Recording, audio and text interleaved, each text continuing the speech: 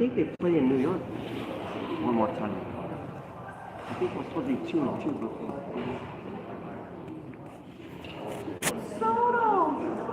Soto Martinez, can you show me how to fight for my free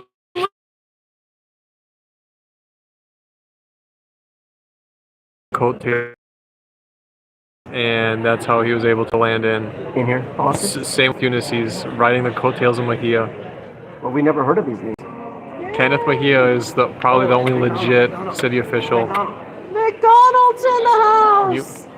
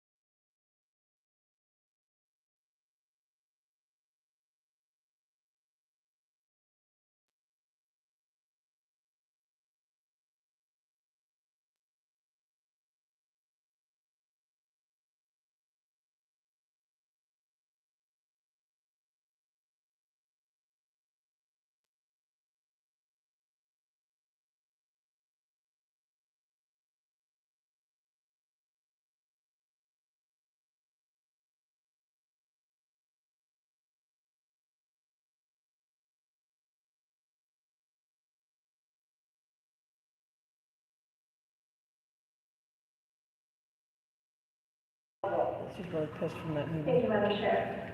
Councilmember Rodriguez here. Councilmember Lee. Here. Councilmember Park. Absent. Councilmember Price. Councilmember Sotomayor. Here. 4 members present and support. Thank you very much. And colleagues, as we only have one item on today's agenda, Are they being a pain in the ass again? we're going to directly public comment, since it is a Do you want me to come back then? Do you want me to People come back are or are you limited good? to only providing public comment on the item on today's agenda, which is the appointment of Jim McDonald as Chief of Police. So with that, Ms. Kelly, would you please provide instructions to the public? Yeah, I saw, guys. To members of the public, provide public comment on the one item on today's special meeting agenda. He's just jealous, man. What it is you're This guy's a clown. You have 1 minute to speak on the agenda. He's scared because he feels those sweet, sweet prison bars coming. Our goal is to get through as many speakers as we can. If you are not speaking on topic, or if we cannot tell whether you are speaking on topic, you will get 1 brief warning from your chair. If you do not immediately get clearly on topic, or if you again stray off topic, we will order the rest of your speaking time, and we will move on to the next speaker. Thank you. We will be taking 2 minutes of public comment.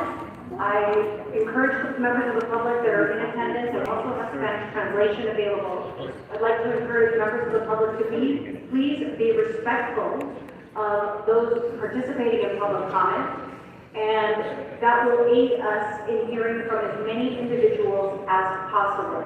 Again, we do have Spanish translation available for those requiring that and needing that. And with that, we will go ahead and commence public comment.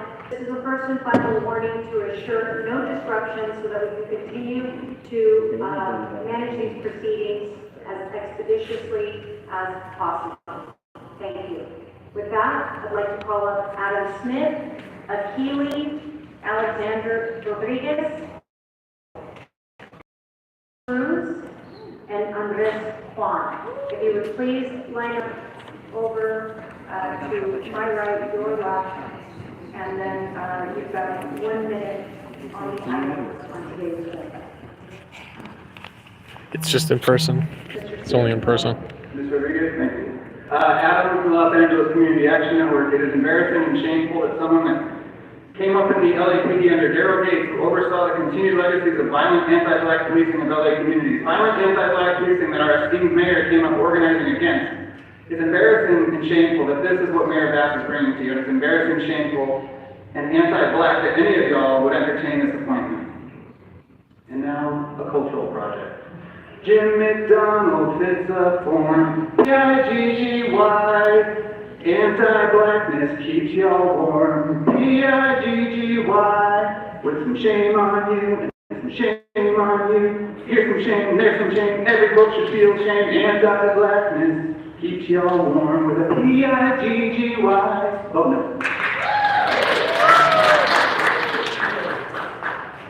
Good afternoon, please state your name and the item at all. Hello, my name is Anna Cruz, and I'm the Coalition Coordinator for the Garment Workers Center based out here in South LA. I strongly oppose McDonnell's history collusion with ICE. I call him to no longer continue on LAPD with ICE, and call on him and you all as council members to support the sanctuary ordinance. During his tenure as sheriff from November 2014 to 2018, McDonnell oversaw the transfer of thousands of Angelos to ICE. And in our communities across LA County, thousands of family separations by the border right here in our community. Black Lives Matter community is essential to the fabric of the city, and without them, LA cannot thrive economically. More importantly, they are neighbors. They deserve protection. With the current the fear mongering against undocumented immigrants, it's a dangerous environment to be undocumented immigrants. So let's make LA a leader in codifying protections for these vulnerable communities. Over 100 organizations support the sanctuary ordinance in the sanctuary city, so we urge you and McDonald to support the sanctuary ordinance and leave ICE out of LA.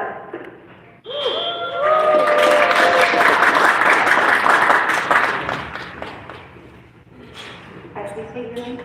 Hi, my name is Alex Rodriguez. I'm a second-year law student at UCLA School of Law, and more importantly, I'm the son of two undocumented Mexican immigrants living here in LA. I completely oppose Jim McDonald's appointment for various reasons. First, that he continues to collude with ICE, which goes directly against what Los Angeles purports to be his interaction with ICE and stopping ISIS leaders, giving ICE literal office in county jails, implementing 287G agreements, lobbying against California's iconic SB 54 bill, which not only weakened it, but allowed it to have very exceptions, and helping transfer thousands of people from LA County jails to ICE is indescribable and goes directly against what LA purports to be. The city of LA and LAPD need a chief which defies anti-immigrant bigotry, not one that bolsters it. LA must no longer contribute to the separation of thousands of families. I work as LAPD chief. McDonald continues practices of deputizing local officers to be federal immigration authority, which is not what it's supposed to be.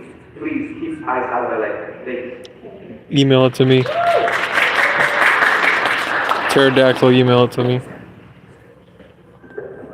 I'm Andres Juan. I'm an immigrant rights lawyer with the ASO SoCal. As a recent immigrant 20 years ago, I was convicted of a felony that made me deportable. But I got a second chance after I served my jail time. I got to go home and reunite with my family. I also got to be the first in my family to go to college and ultimately came to LA for law school and became a lawyer with the ASO since 2016. If I'd been in the LA County Jail as a former Sheriff McDonald, not only would I have feared for my life given the again crisis we tried to minimize and allow to fester, but I would have also been transferred to languish in the Atlanta immigration jail to find my deportation case. Under McDonald, thousands of families were separated, not at the border, but right here in LA. Folks who lived in the legal system being safe to return home and reunite with their families never got a second chance. When we're talking about folks like Luis George Robles, who's lived in South LA for 40 years since the age of 1. It's cultaudit@protonmail.com. C like Charlie, U, L, T like Tango, audit@protonmail.com.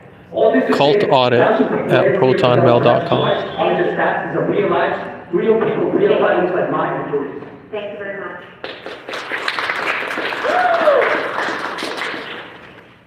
Keely, would you hold 1 second, please? Alex Tay, Andrew Gravener, Anita, Antonia Greenspan. Stay. Hey, let's go. Antonia Ramirez, Audit Malay, Aurora Pineda. Aquila Torres. My name is Akili, I'm with Black Lives Matter Los Angeles. Trans Agreement Institute. And in the minute that I have, I'm going to first say to you that many of us in our community don't trust the police. That means we won't trust the person who is going to lead the police department. In large part, our distrust comes from a lack of transparency and a lack of accountability. And so if that is the basis for our distrust, that means that we will not trust you. And you have demonstrated that if you will prosecute and arrest 1,000 immigrants, I can imagine what will happen to black people. So we are here to offer our opposition to the appointment and say that not only is it short-sighted, every position you in, you fail. And so if you want to fail police chief, you got one.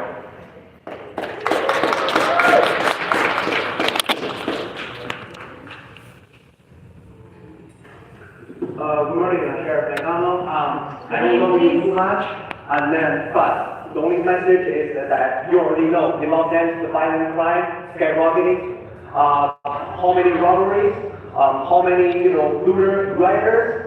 So I don't know much about you, but you will have their support as long as you have a plan to dealing with street takeover. I saw that news every week. You do too. Looting, renting, splatters, all those kind of criminal activities, day after day, night after night. I'm really sick of that. I really wish to have a safe city. I wish that my mother can go to a 7-Eleven and lay back without getting robbed. I wish my girlfriend, can take a walk in the Union Station, not getting attacked, not getting spit on. So I really wish that you can do something to improve public safety. And as long as you do that, you have my 100% support LAPD, support the police!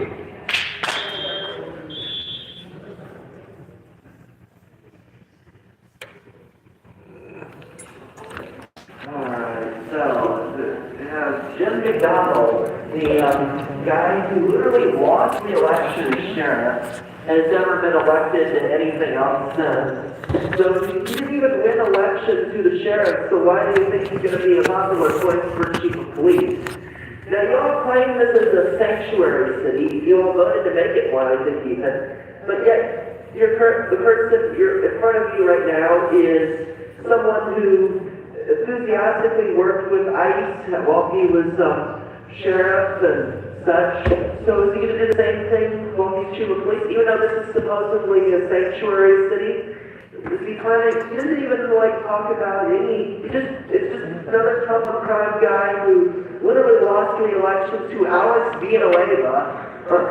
Just to tell you how bad he is. So, I mean, vote no on this guy.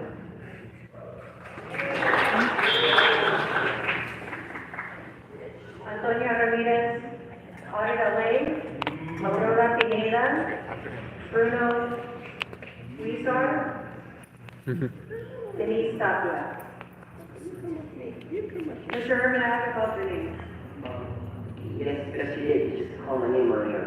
I did not call Mr. Herman. I signed up for multiple meetings. Just call my name, maybe. Are you being a hater? What name did you register under? Which one Did did you you call me Spence? Yes, you did. Okay. Mike Greenspan. Yeah. You're not Mike Greenspan. I don't have to be. The Brown Act said I could sign up in any. Mr. Herman, please move on. I put a name down and you have to let me. Mr. Herman. You goddamn. Okay, this is the last warning. Final warning. Please remove it. Sergeant, thank you. Thank you, Sergeant.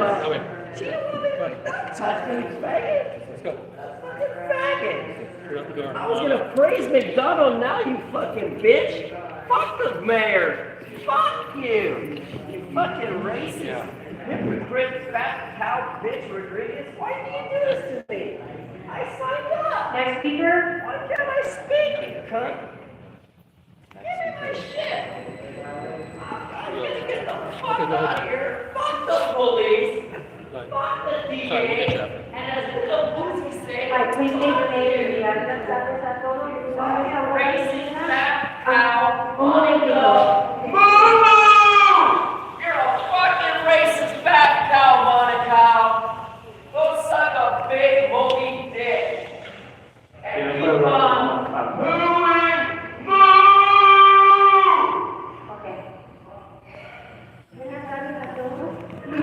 I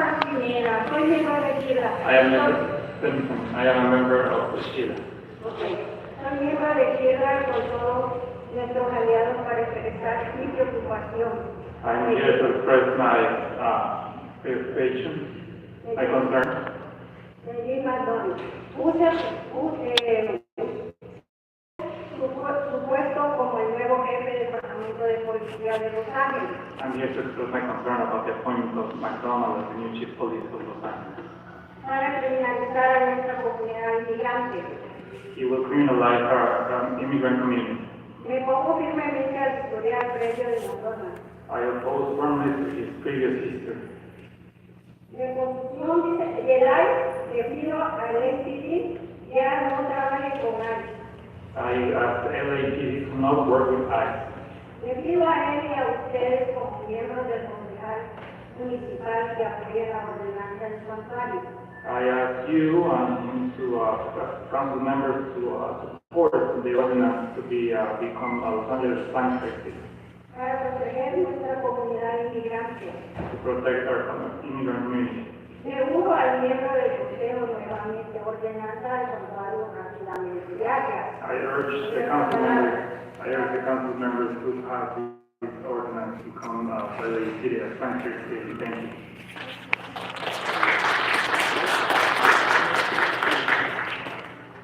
Bruno Guizar, Denise Tapia, Luis Severino, Eric Garcia, Elin Palma. Audit LA. Is this working? It's not working.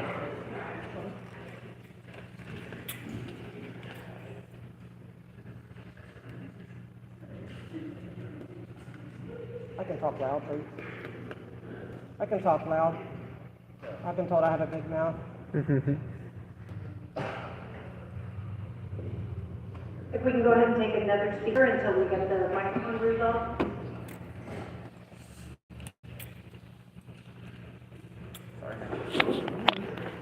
Hi, your name, please? Hello, my name is Bruno Guizar, and I'm with the California Immigrant Policy Center.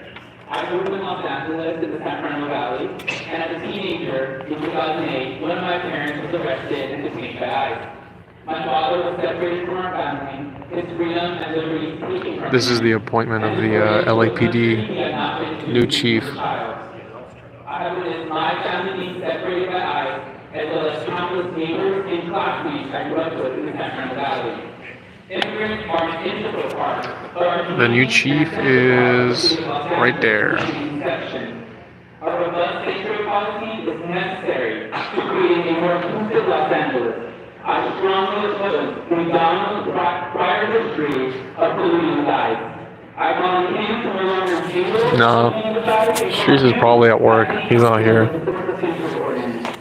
It is time to stimulate to ensure that our city resources, property, and personnel are not being used to separate families and for government enforcement. Thank you. Busing your policy is Thank you. Thank you for your time. Thank you. But Ms. Rodriguez, I'm disappointed. Hold on. It's still not working. I'm just gonna have to yell. I could yell it. It's not, oh, here it is. I'm disappointed in what happened. You should let him speak, so I'm just going to make that point, but I know I only have a minute. Sir, Future Chief, we met. I remember we met.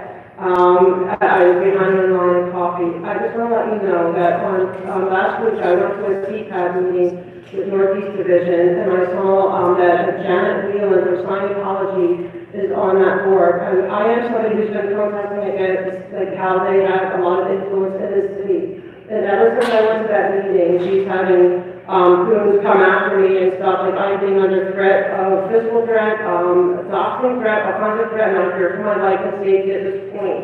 And to let you know, if anything happens to me, it is Janet Wheelan of Scientology and that she's the one who's initiating it, because I confronted her at that CPAD meeting. Because after that, they went after LAPD, with the Danny Masterson case. I don't feel they deserve a seat at CPAD until that has been resolved. Thank you. Thank you, sir.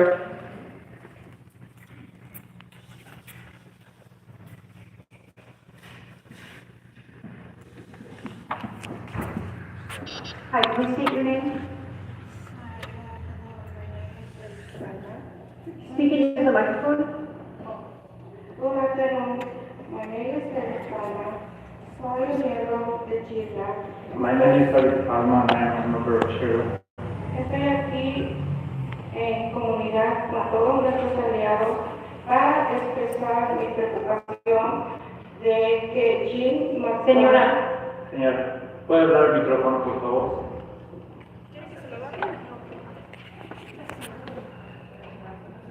Thank you. My name is Felix Palma. Soy miembro de Chisla.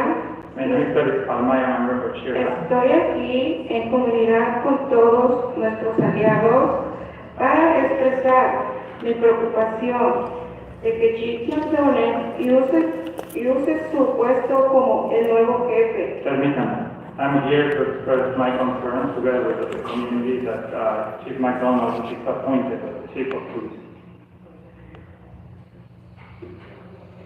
Como nuevo jefe del Departamento de Policía de Los Ángeles para criminalizar a nuestra comunidad emigrante.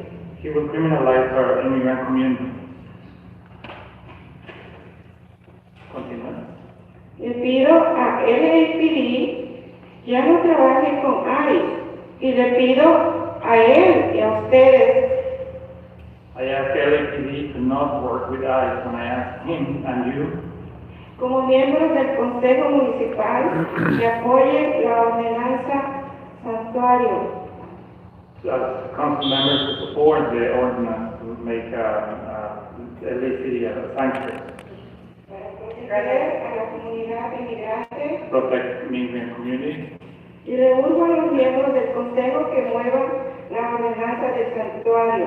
Gracias. Your members to move the ordinance.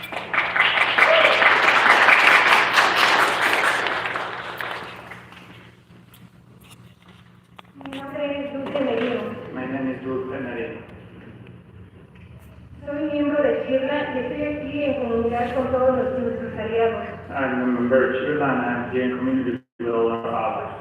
para expresar mi preocupación de que Jim McDowell use su puesto como nuevo jefe. To express my concern that Chief McDonnell is appointed as the new chief Del Departamento de Policía de Los Ángeles para criminalizar a nuestra comunidad inmigrante. appointed as the new LA police chief to criminalize our immigrant community.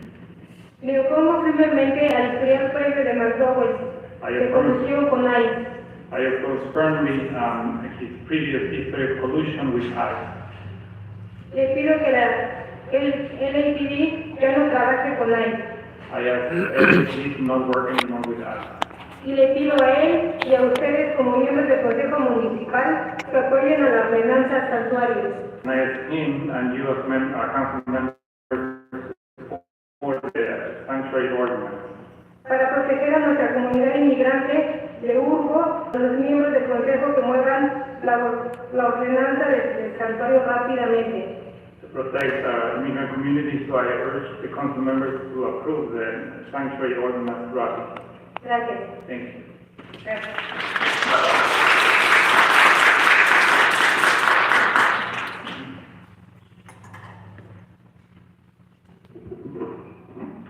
What's up, my name is Eric Whitway, and I'm here to urge you to reject the appointment of Jim McDonald. I also urge you to move toward a sanctuary ordinance so that any LAPD, including someone with McDonald's track record of colluding with ICE, doesn't have an opportunity to do so in the future. About 2 decades ago, LA County was the first in the nation to roll out an ICE program called 27G that deputized the LA County Sheriff's Department deputies to act as immigration agents. Under 27G, sheriff's deputies in the county racially profiled and people out of line based on where they were born, whether they spoke Can't go English, up there. and interrogated them as if they were immigration agents themselves. McDonald also went out of his way to oppose state-wide legislation like the California Values Act or SB 54 that would help immigrants statewide. This is the legacy you're considering ushering in. With the international discourses unfolding with scapegoating and criminalizing immigrants, it's negligent at best to consider this appointment. Thank you. James Aguilar, General Darwin. Gloria Miguel, Griseta Sanchez, Jason Cusick, Jamie Cusick,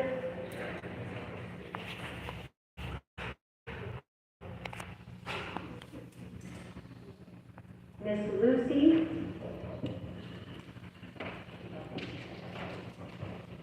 hi, please state your name.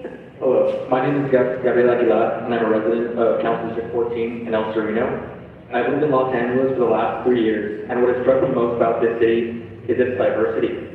People from all over the world call Los Angeles home. That's a testament to how welcoming this city is and how welcoming this city should be.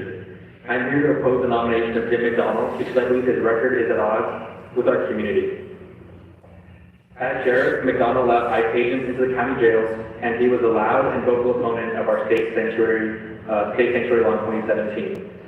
When Donald Trump went after immigrant communities, including our fellow Angelinos, McDonald campaigned against the state's efforts to protect them.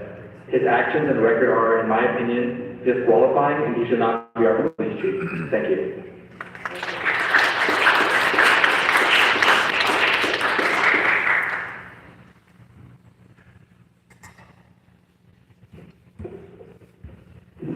Buenas tardes, mi nombre es Gloria Miguel y soy una organizadora en el Centro de Trabajadores de la Cultura. Good afternoon, my name is Gloria Miguel and I'm a worker of the Seamstress Workers. Estoy aquí en representante de los gentes, personas como miembros, ¿verdad? Gentes inmigrantes, gentes trabajadores. I am here on behalf of community workers, migrant workers. Sabemos que aquí en Los Ángeles habitan miles y miles de trabajadores inmigrantes que aportan en la economía a este país. We know that here in LA there are thousands and thousands of immigrants that provide for the economy of this country. Por eso le pido a los concejales, a todos los concejales que apoyen a que ya es tiempo que se haga esta ciudad santuario. I ask the council members for this ordinance to make this city a sanctuary.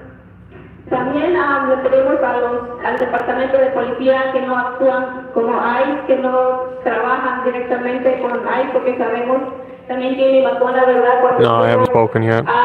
con Sheriff actuó y hubo mucha deportación. We have LAPD not work anymore with ICE because we know that Jay McDonald, when he was a sheriff, he worked in a lot of deportation.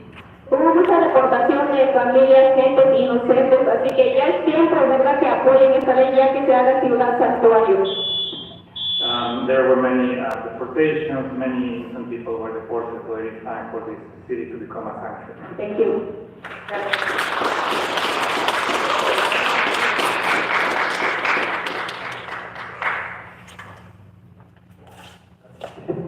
Go down here. I wore my t-shirt, 12 minutes Central County Jail. This is a new campaign of the community care that's directed at old target closing in county jail. Because we already know if the county jail we talk about, you will be held on genocide charges right now, you and your brothers. But when we have this old blue-headed ass here, so we have it like that. Right? And so we say this guy got the Peter pictures ran through the rest of the city, but it gave us community care. No, it's not on Zoom. In person only. And the words of the CDE, fuck the police, right?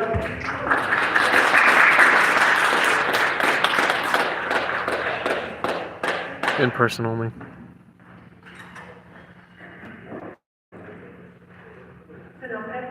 Hola, buenas tardes. Mi nombre es Lucas Sánchez. Soy de Chirla. Y estoy aquí en comunidad de todos nuestros aliados. I'm here with all our community members and allies. Para expresar mi preocupación de que Chief McDonald To express my concern that McDonald use su puesto como el nuevo jefe de departamento de policía as the new chief of LAPD de Los Ángeles para criminalizar nuestra comunidad inmigrante. to criminalize our immigrant community. Me opongo firmemente a la historia del gremio de McDonald, I firmly oppose his previous history, colisión con ICE. especially coalition with ICE. Le pido a LAPD que no trabaje con ICE. I ask LAPD to not work with ICE. Le pido a él y a ustedes como miembros del Consejo Municipal apoyo ordenanza del santuario. And I ask him and you as council members to support this sanctuary ordinance. Para proteger nuestra comunidad inmigrante y le une a miembros del Consejo de nuevo ordenanza del santuario rápidamente. Protect the immigrant community, and I urge members to pass this sanctuary ordinance. Gracias. Thank you.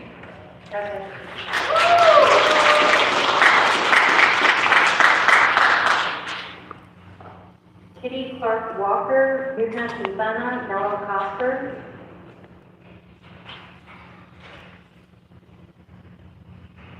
Calling again, Jamie and Jason Cusick. Eric Garcia, Antonio Rodriguez.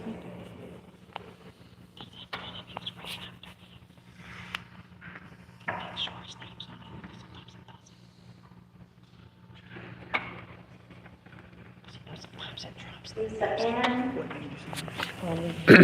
E-N-R-I, Henry Marini.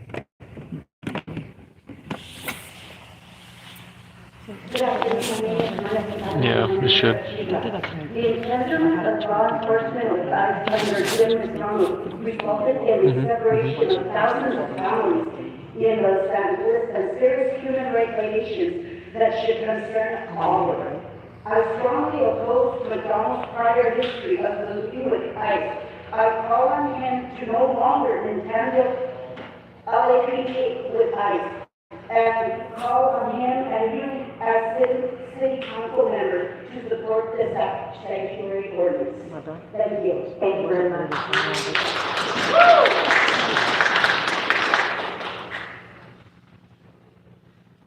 Good afternoon, Madam Coster, President and CEO of Central City Association, and here in strong support of the confirmation or selection of LAPD Chief Jim McDonald.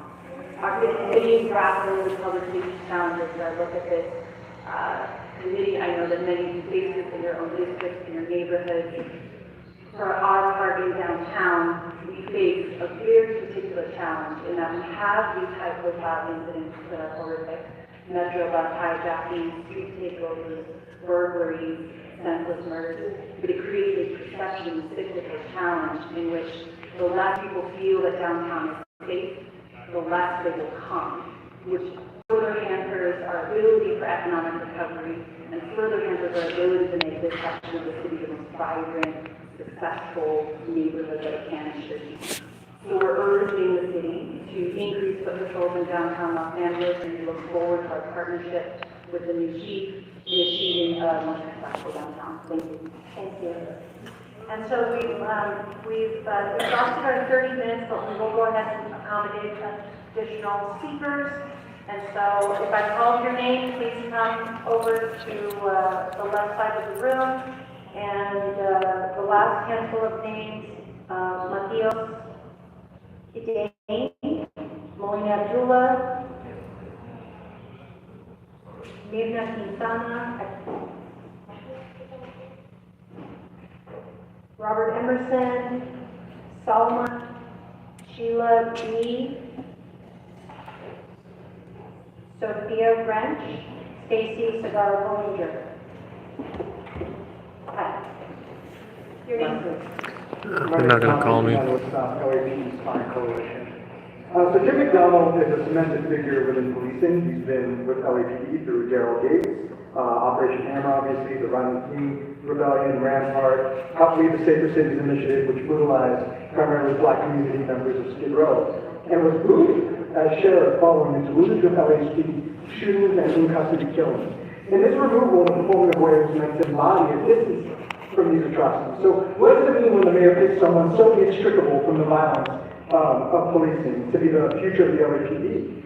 And well, let's just look at the mayor's chief police community impact report, which has 12 pages of content, and roughly 9 pages was about what the LAPD wants in a police chief. And when we take that prioritization and page count into consideration, it's clear that the LAPD needs someone or wants someone who protected racist, murderous LAPD gangs, who covered up killings on the street and on jails, and the mayor wants that same cover for future violence for LAPD.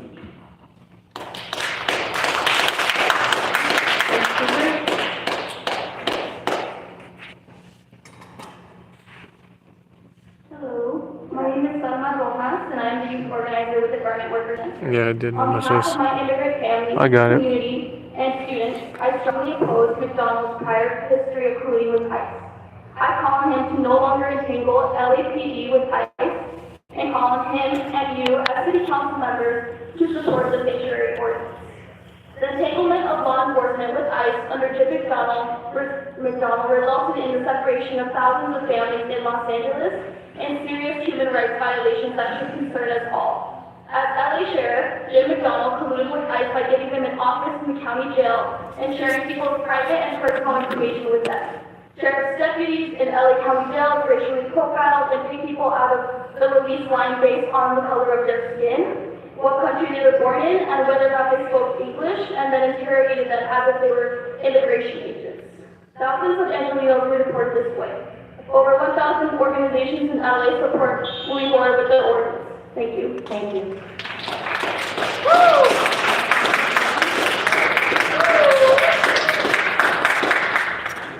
Hello, Robert Gerson.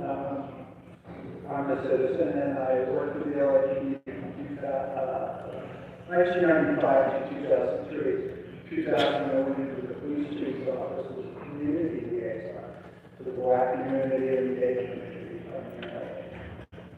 And in 2000, I welcomed a new baby. It was the first baby adopted by same-sex couple in the entire United States. I was not seen as someone separate. I was not seen as a minority. I was seen as an officer of the care. Because of leadership like this gentleman that I have worked with before, right at the end, he doesn't see that. He just sees it across the board. And you're lucky. We're lucky to be getting it. I mean, you could be very clear. Thank you.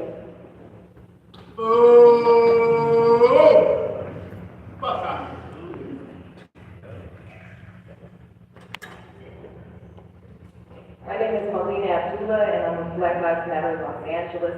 And we're here to say, reject Jim McDonald. Reject Jim McDonald.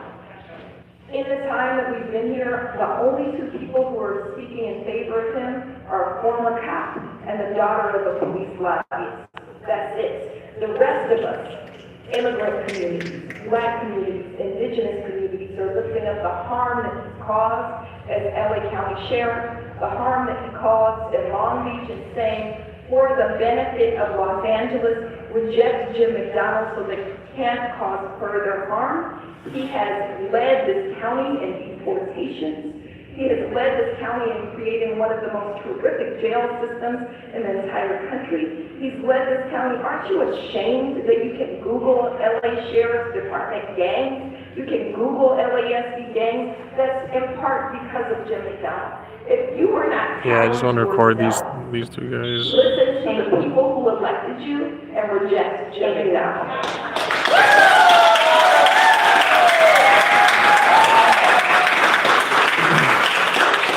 Nobody else is here. This is a non-live event. Next speaker,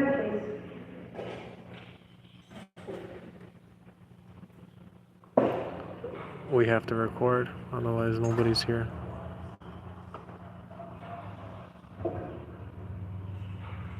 Please state your name. According to the Brown Act, I don't have to legally. So I'd like to speak on the item that's available. A lost sheep, and I'm quoting from the King James Bible, relevant, because this is going to be authority of the sheep.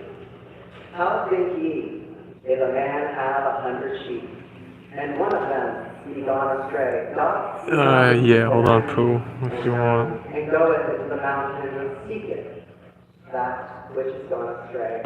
And if so be that he find it, verily I say unto you, Cult audit at protonmail.com.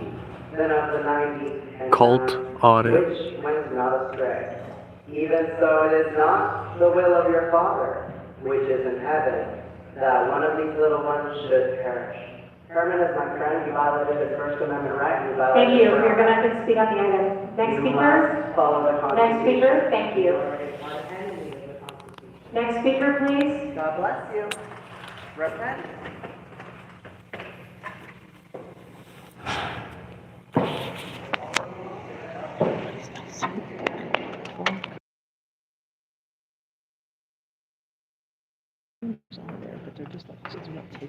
Good afternoon. My name is Sophia Resch. I'm an attorney at Public Counsel.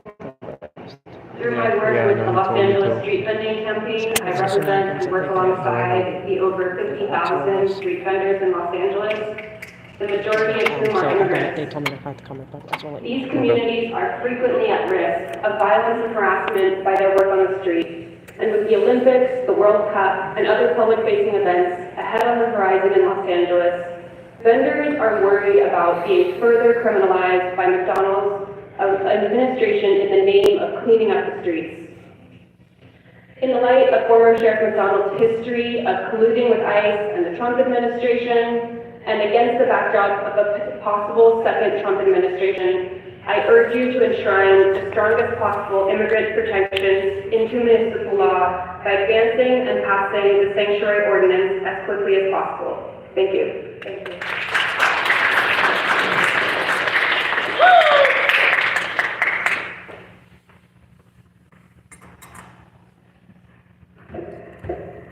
I'm an organizer with Black Lives Matter Los Angeles. We stand with our immigrant siblings. The ordinance is absolutely necessary as a just in case. Because regardless of who leads LAPD, it is not going to be enough. We reject not just the appointment of McDonald, but the LAPD outright. The problem with McDonald is not that he is an anomaly of the LAPD, but he is indicative of their very nature. The violence, the racism, and the terror. He is responsible for deportations of our immigrant siblings, while Sheriff of LAFD, Deputy Gaines, exploded under his tenure. Violence increased exponentially in the jails, while he was the chief of police of Long Beach Police Department.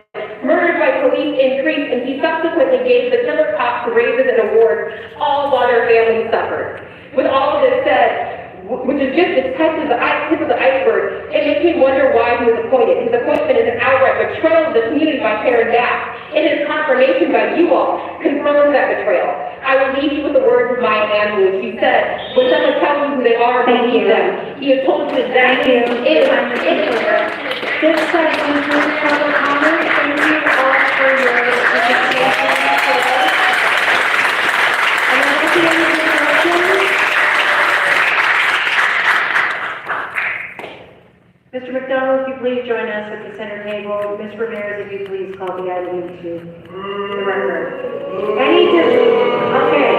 Any disruptions, I'm going to ask the sergeants to identify those disrupting. Hold on, I gotta go talk to a lady. Ms. Ramirez. At the morning of communication,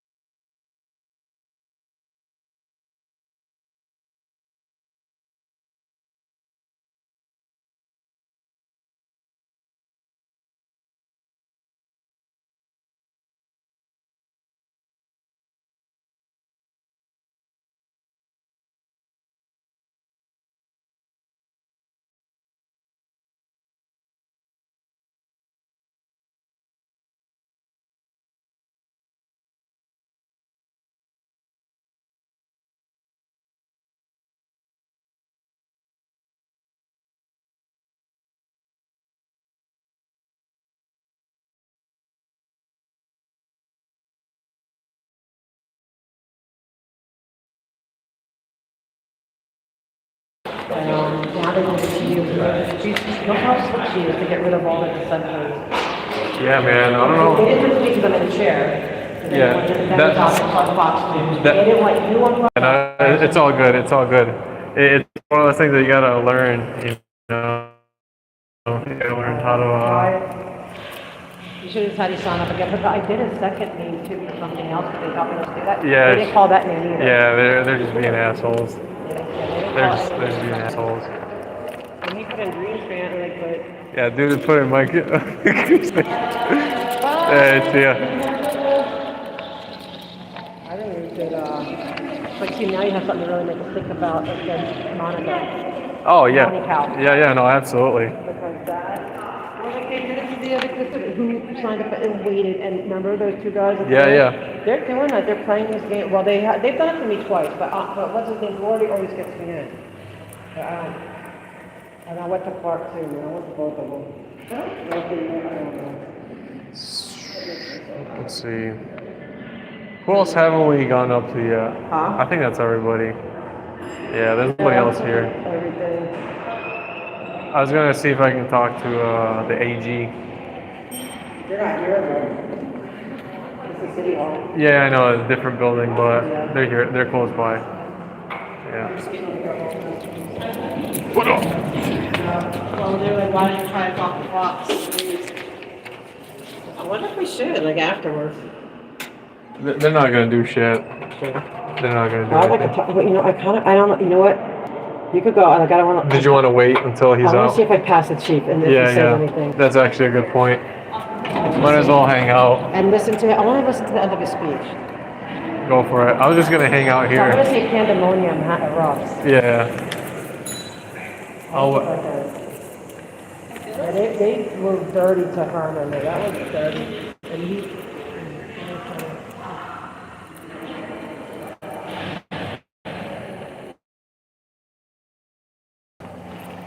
They tried to remember our very last one, and I don't know why they took me, but they're trying to keep us out of the. There's someone I want to take this pandemonium. This is the monumental day. And I heard some I want to see. If he goes in the back, if he goes in the back, then you can catch him maybe around there. But In the we want to see corner. where he leaves. We have to see him. So I thought he was going to pop in. Yeah, I'll pop in. I'll pop in real quick.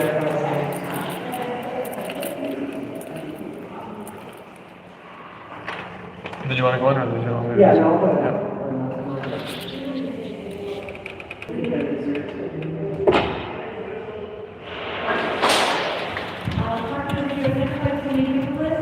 Thank you.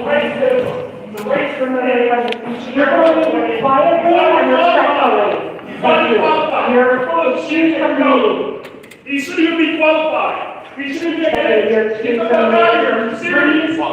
Please leave. Are you serious? Thank you. Please get off the bullshit. He shouldn't even be candidate. Fucking girl. And so, and any additional outbursts, you will also be asked to leave the meeting. Just to be clear. Any additional outbursts, you will be identified and you will be asked to leave the meeting. Okay, can you please identify who that individual is? Thank you. You're excused.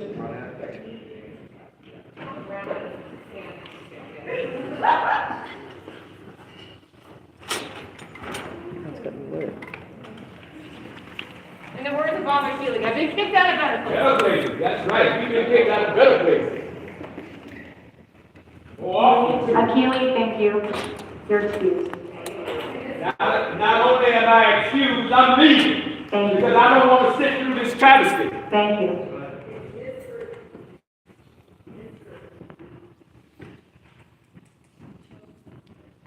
Okay.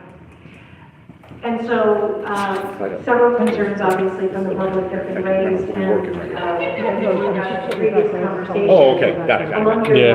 first, 90 days and words, you discussed, the need to engage with the community, the need for establishing trust. And in the last couple of years, the department has been strained, given incidents of deep past, certain engagements that irrefutably raise concerns. And so can you discuss what your strategies are for helping to restore the trust? The concerns that have been raised by a community, which a largely immigrant population here in the city of Los Angeles. Can you talk about what your intentions are and what your work will be with respect to reaching out to those communities and beginning the work of establishing trust? Thank you, Councilmember. I appreciate the opportunity. I've listened closely to the concerns raised today and expressed here, and certainly I understand the emotion behind what was said. Any of these situations we talk about on site, very difficult. There are people involved, the families involved. My pledge is to work with all of our communities throughout the city to do the very best job we can to ensure that everybody is as safe as they can be, to continue to make Los Angeles an even safer city every day as we move forward. I will engage with, in this case, immigrant rights groups to be able to have an ongoing dialogue, to be able to take feedback and adjust where we need to as we move forward, to see our role as continually evolving as we move forward, to be informed by the past so that we can be better in the future. And a big part of that is communication, the ability to have a network of people who will tell you what's going on, to be able to get the feedback on how we're doing in order to be able to do better as we move forward. So my hope is and my intention is, as we go forward, is to be able to be in a position where I remain informed by what we've done previously and continue to look for best practices, not only throughout the region, but throughout the nation and beyond, and to stay engaged with our partners across the country who deal with similar issues all the time, through Major City Chiefs and the National Association of Chiefs of Police, and to be able to learn from what others deal with as well, and to share, in fact, what's happening here in Los Angeles with other cities also. So as we go forward, it's my pledge to keep an open dialogue, an open door, if you will, with all members of our community so that we can be the very best police department we can and serve the community as well as they can be served. Thank you.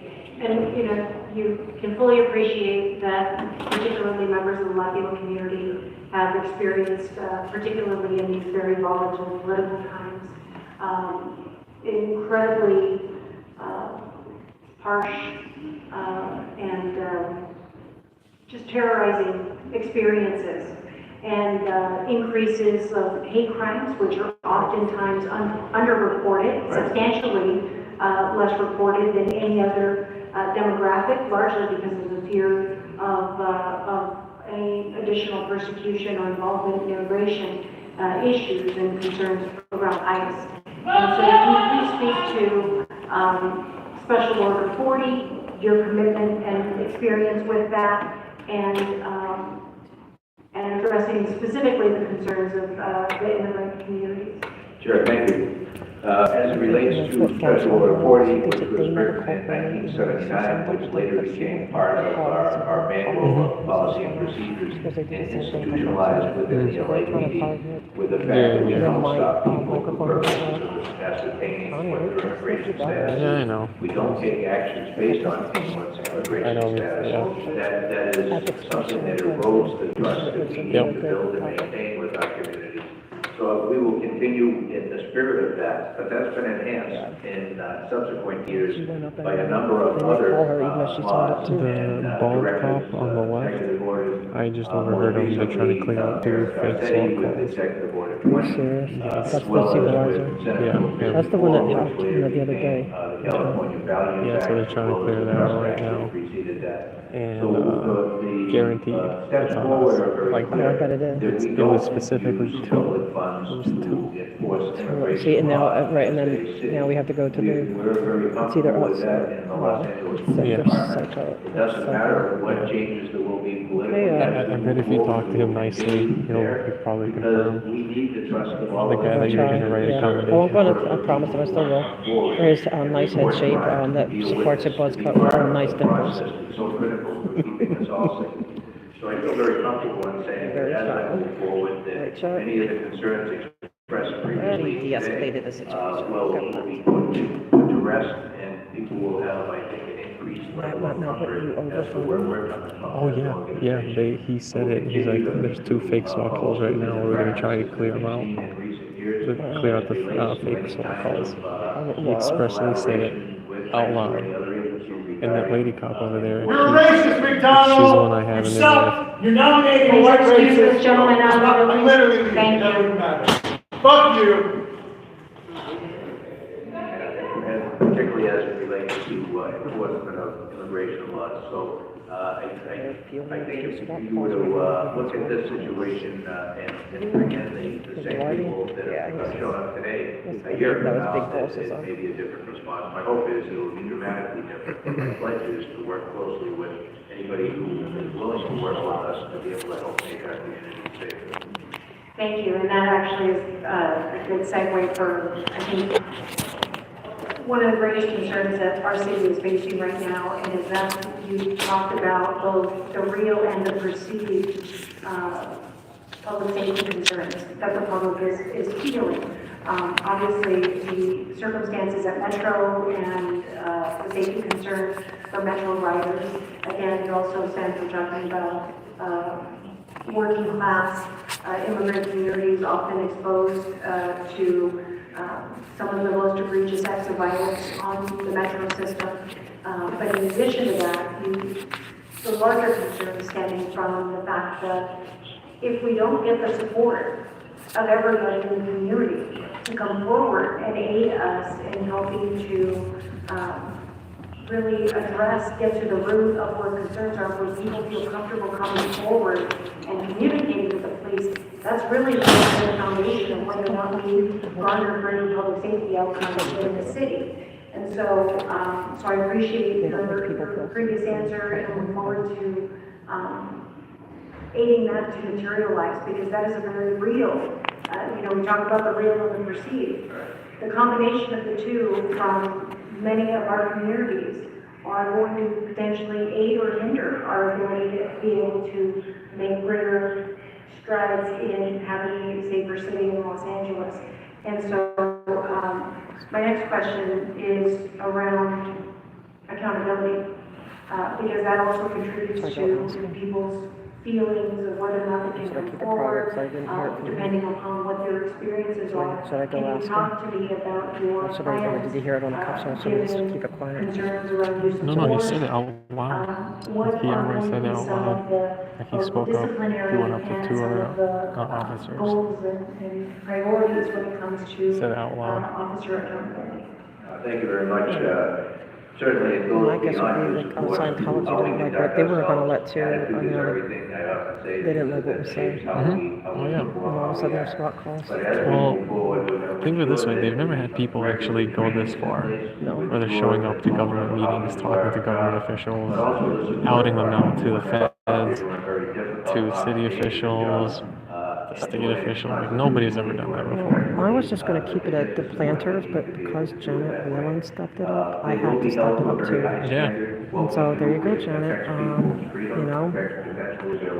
you want me to go back to planters, then you've got to back it down, girl. Continue to look at, assess the systems we Play that have right in now. place for accountability, whether it's in the use of force. If you want to play checker or play chess with it, 72-hour briefings after the fact where we make adjustments based on what we're finding at that stage. The investigation goes well beyond that, and then we'll have a final use of force review board pursuant to the investigation, and to be able to come up with what did we see? Was there deficiencies? If so, were they in training, equipment, all of the different things that weigh in on how the officers performed in the moment.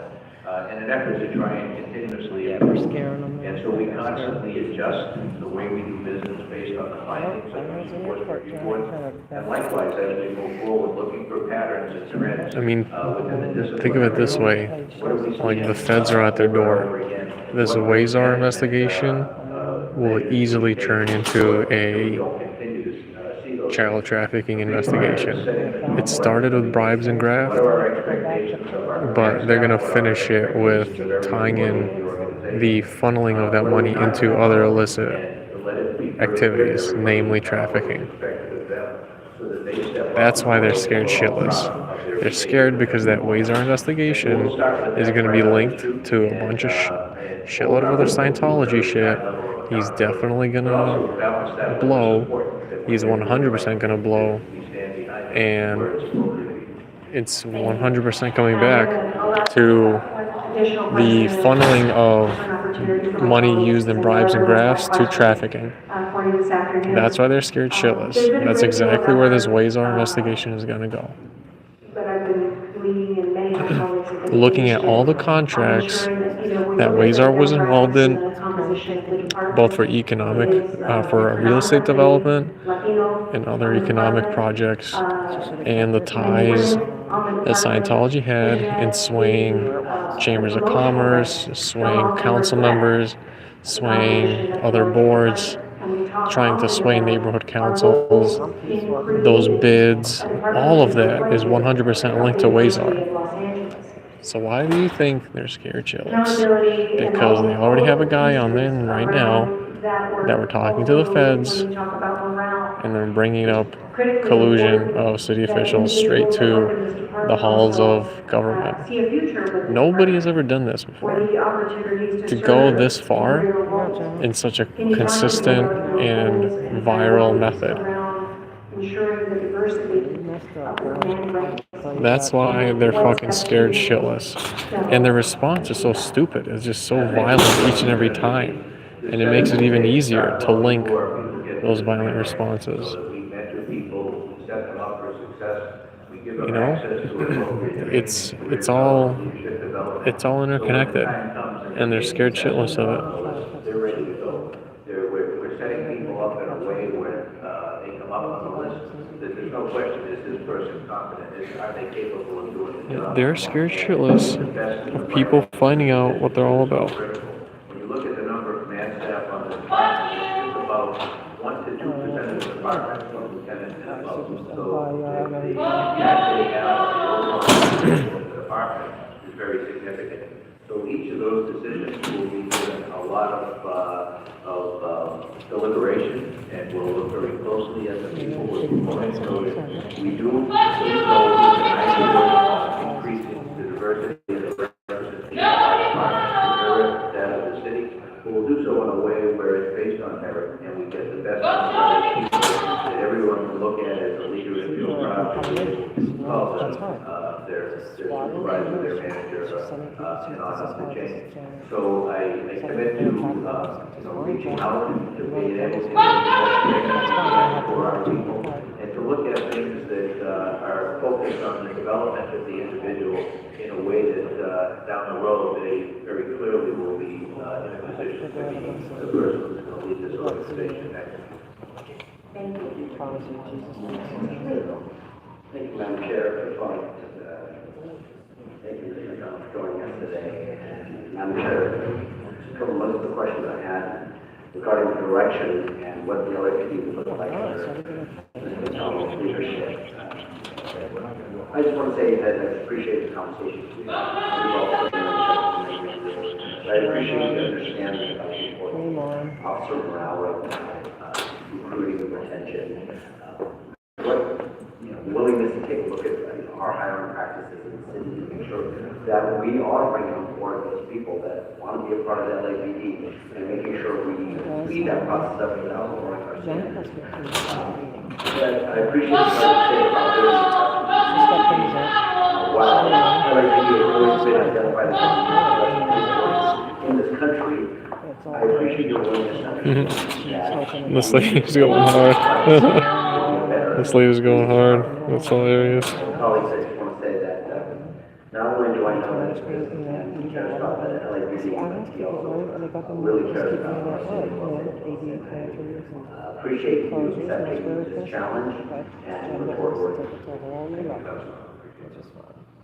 Thank you, Madam Chair, and thank you, Mr. McDonald, for your willingness and your interest. For those that are joining the chat, this is the appointment of the new LAPD police chief, Jim McDonald. Basically, he's an old LASD Sheriff Department reject, a major POS.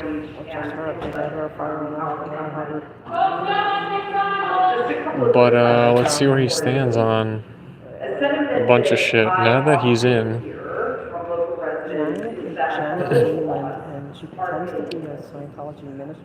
now that he's in, new complaints. I think that, The conversation on Scientology and all the other cult shit. priority in one community is not so much a priority. The conversations on Wazar, To get into an assessment, the swattings, all of that. community, This is the perfect time to bring it all in. to be able to get a pulse on what's important in the various communities. It's a very important event today, right here. throughout our city. And then to be able with the resources. Not being broadcasted, it's all Communication again with all of you and your constituents, I think will give us the ability to prioritize limited resources in the most meaningful way possible. So that is my hope and my pledge. On some of the issues that are treated differently in different parts of the city, I look forward to working with the council on coming up with citywide policies and how they can be best applied in a way that's fair to everybody, but addresses the specific needs of individual communities as well. Thank you. I'm sure you will help us right now. As I'm sure you're aware, the city is experiencing some pretty severe financial challenges, in part because of excessive liability payouts, some of which are police related, not all certainly. You've already commented a little bit on use force type liability, but another pretty big bucket is the personnel and employment related liability coming out of the department. So I wondered if you had any thoughts on revisions to personnel policies, updates, training, other things that you might. Frankly, if I was the organizers, it's not the appointment that I would protest. Like, his appointment is already set. The thing I would protest if I was them is specific stances. Right, the specific stances.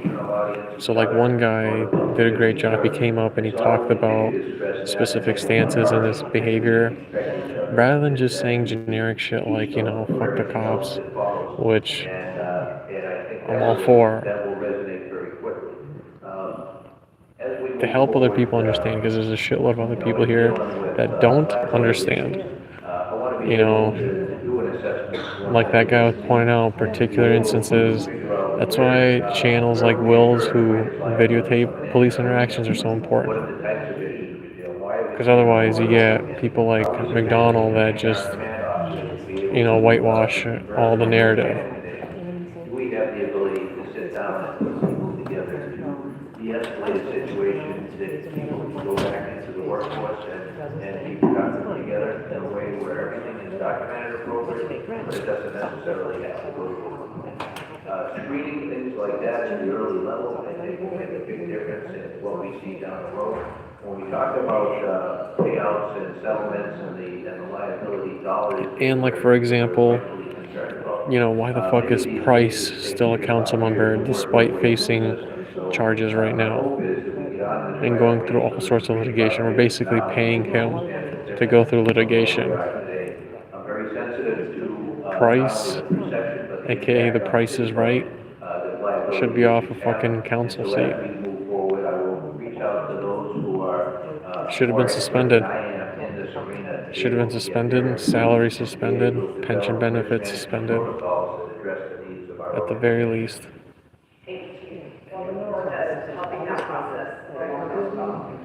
Final question. As the department struggles.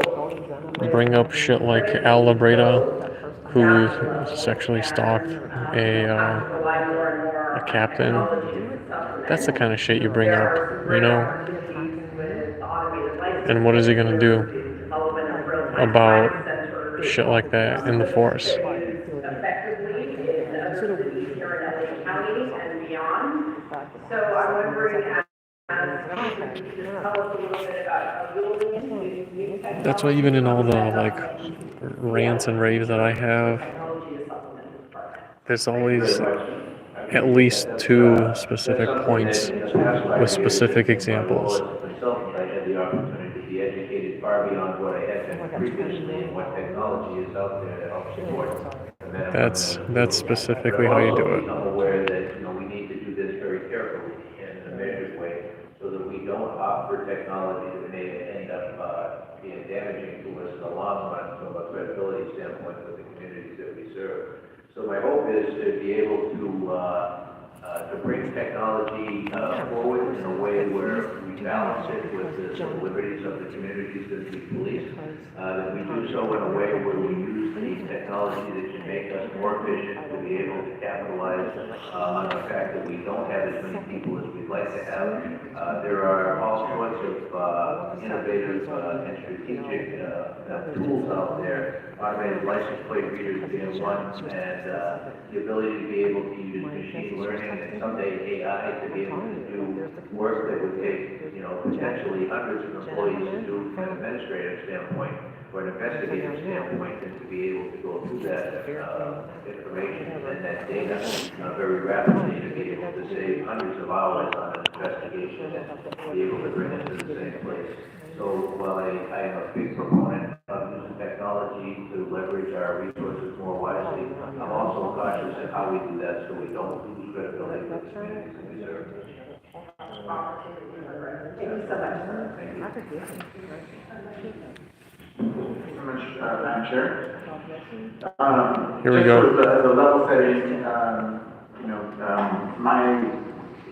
a lot of my history has been as the immigrants' rights advocate, union organizer, and my last role before becoming a council member was the immigration and civil rights liaison for my union. And I worked back from 2015 to basically until won my election. So my perspective is very much similar to many of the comments that were here today. And so it's one sort of level set. And also thank you for willing to take this role. I know it's not an easy one. When you were sheriff of LA County, you faced a lot of criticism over your immigration policy and for cooperating with ICE. You publicly opposed SB 54, a law signed by Governor Jerry Brown that limited local law enforcement's cooperation with federal immigration policies. And you inherited a 287G federal policy that allowed the coordination between county to ICE. So a lot of the comments that we hear today are in that historical context. Do you still think your position was correct? Yeah, I'll tell you where I was coming from the heart on that was to use the tools we have available to us to focus on predators within our community so that we could do whatever we could to protect the community from those individuals when they would be released from the system. It was not to round up people or do what has been stated by some. It was very much more strategic toward those that would likely be released and go back into the community and prey on people. Sex offenders, rapists, robbers, shooters. My hope is to be able to continue to use the tools we had to protect Sorry, can you please hold on? Please identify who's disrupting the meeting and excuse them from the meeting. Bullshit. What about my 19-year-old? Okay. Can I want to ask the public to please be respectful. I have a lot of questions that are directly about concerns that the subject was made, so I'd like to have opportunity to ask those as well. Trying to be a voice for some of the folks that are here today. Yeah, we're just going to excuse these individuals. I know we're disrupting Mr. Martinez. No, we weren't disrupting Soto Martinez. I was disrupting McDonald's racist fucking ass. That's who I'm disrupting. Fuck McDonald, reject McDonald. Reject McDonald if you have any courage about it. Reject McDonald. Or there will be additional exclusions. Thank you. You may continue.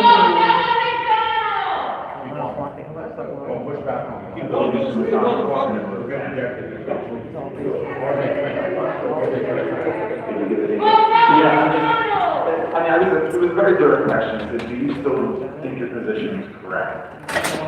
My position at the time was with the intent to protect all of our communities using the tools we had at the time. When you mentioned Senator 54 bill, I gave my opinion on it as an elected official at the time because we would have lost those rules. Subsequent to that, it became law, the California Values Act. It is the law of the land. We have others here. LAPD has always been in support of what was once called Special Order 40, now part of Policy and Procedure Manual. And then the other issues, as I mentioned, the Executive Order 20 from Mayor Garcetti a couple of years ago, further tightened it. So it's very clear that we don't use city funds in any way to be supportive of immigration enforcement. And in looking at where we are today, my hope is to be able to look forward, learn from the past, move forward in a way that's productive for all of our communities, to be respectful, understanding that any actions we take have an impact on the individual and their families, and to be sensitive to that as we move forward as well. Okay. Well, look, I appreciate. I think we'll always want to move forward as well, but you know, we have to look at the past in order to inform the way we move forward. And you know, when you were the head of the sheriff's department, on average, about 1,000 people were being transported over to ICE every single year. And under your leadership, the sheriff's department went from allowing only 3 misdemeanors to qualify for an ICE transfer to 151 in 2020. That change happened in 2020. And out of 945 people LASD transferred in 2015, 220 individuals, or about a quarter of those transfers, were based simply on misdemeanor convictions. These are not violent crimes. These are not the people you talk about, the rapists, the murderers. These are, I'm looking at, some of them are forgery. That's not a violent crime. False insurance claims, that's not a violent crime. Vandalism with trotters, that's not a violent crime. And I say this because when we talk about public safety, we cannot ignore that when we take this position, people are less likely to come forward when they're either victims of crimes or when they are witnesses of crime. And in fact, in 2017, right after Trump was elected, we saw that there was a 23.5 decline in sexual assault reporting by Latino victims compared to a citywide decline of 13.7, which shows that it just disproportionately, and there was a whole effort by law enforcement at the time to correct it, and it was corrected, but to me, when I think about public safety, I also think about the folks that just won't come forward, and how do you see my point of view and some of the comments that we made today? I do see your point of view, and I'm sensitive to your point of view.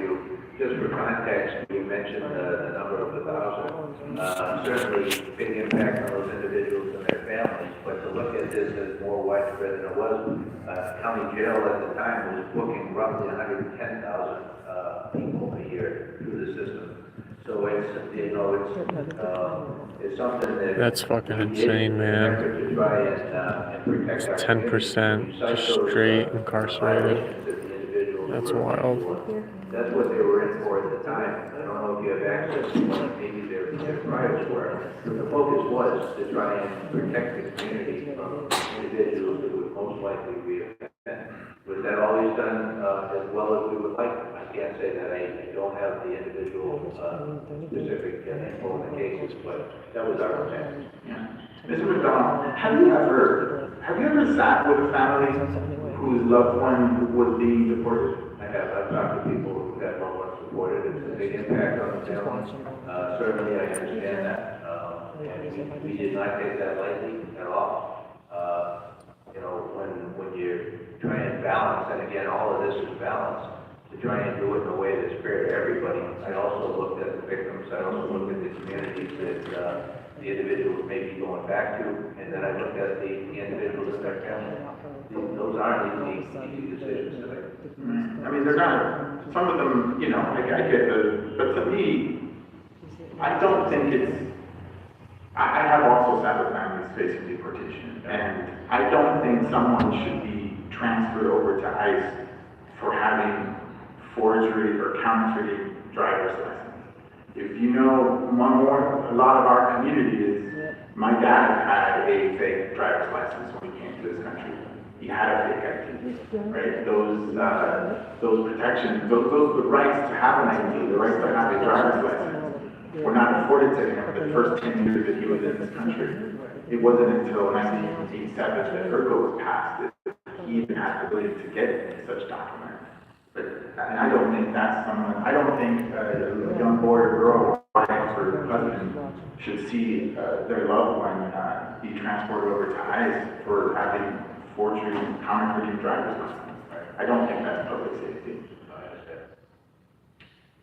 Do you support Special Order 40 today? Absolutely. Okay. Absolutely.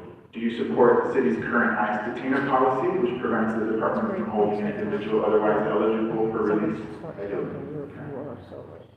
Do you support the city's current policy against partnering with ICE to enforce the civil immigration law? Yes.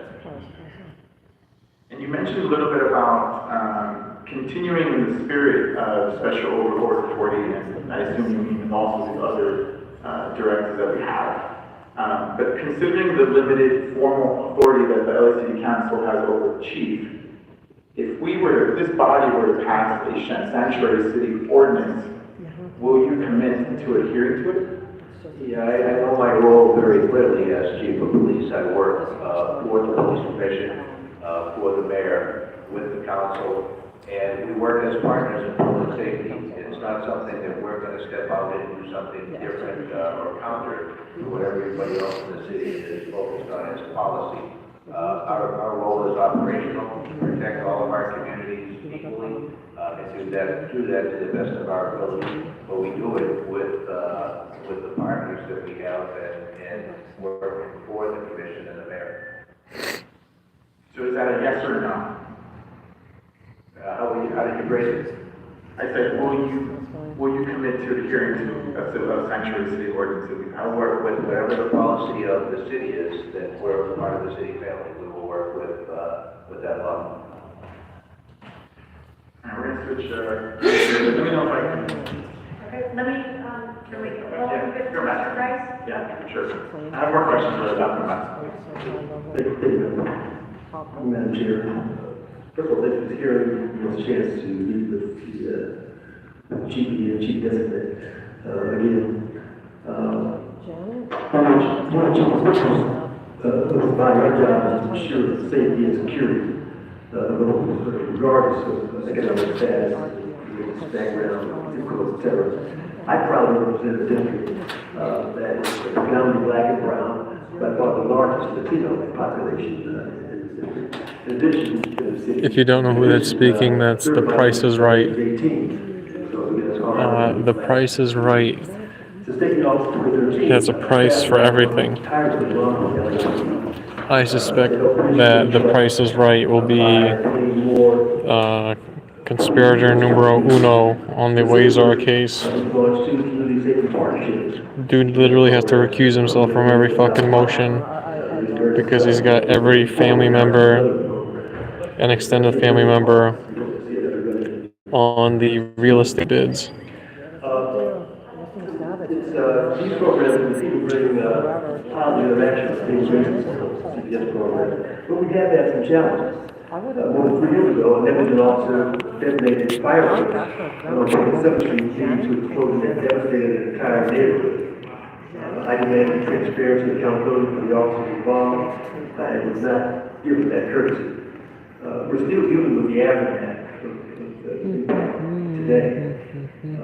Moreover, in the upcoming presidential election, I see it here the same level of fear evidence in 2017 when Trump was elected. On the record, I want to reaffirm my position and commitment to keeping families together. LA has proclaimed itself a sanctuary city, and I intend to ensure that it remains that way through my work and the work of our partners. Which leads me to a couple of questions, Chief.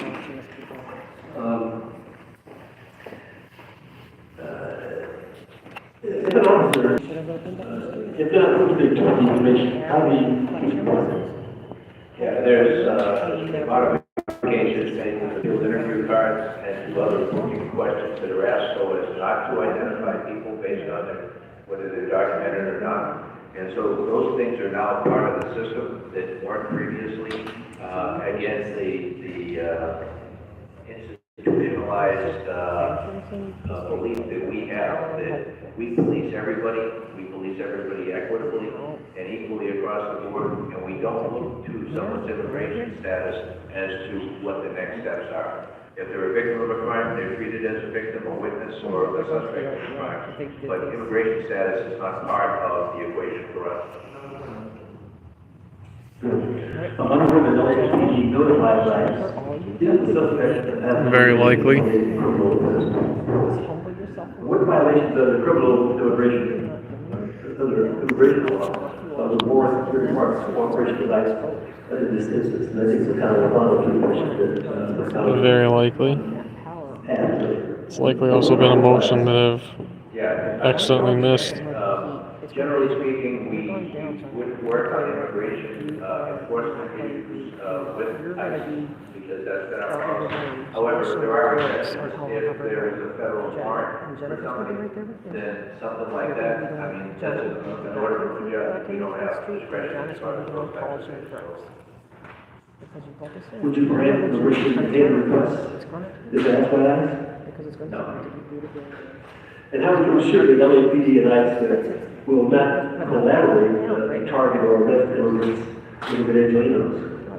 Yeah, you know, we have very good relations. I personally have very good relationships with all of our federal partners. I will continue to revitalize those as we move forward. The department has ongoing relationships with our federal partners as well as state and local partners.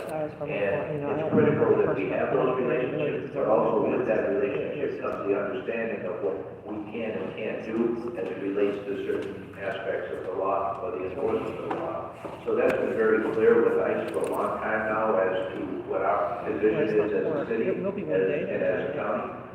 So as we move forward, we will reinforce that with them so that everybody is, fully understanding what we as LAPD can and can't do.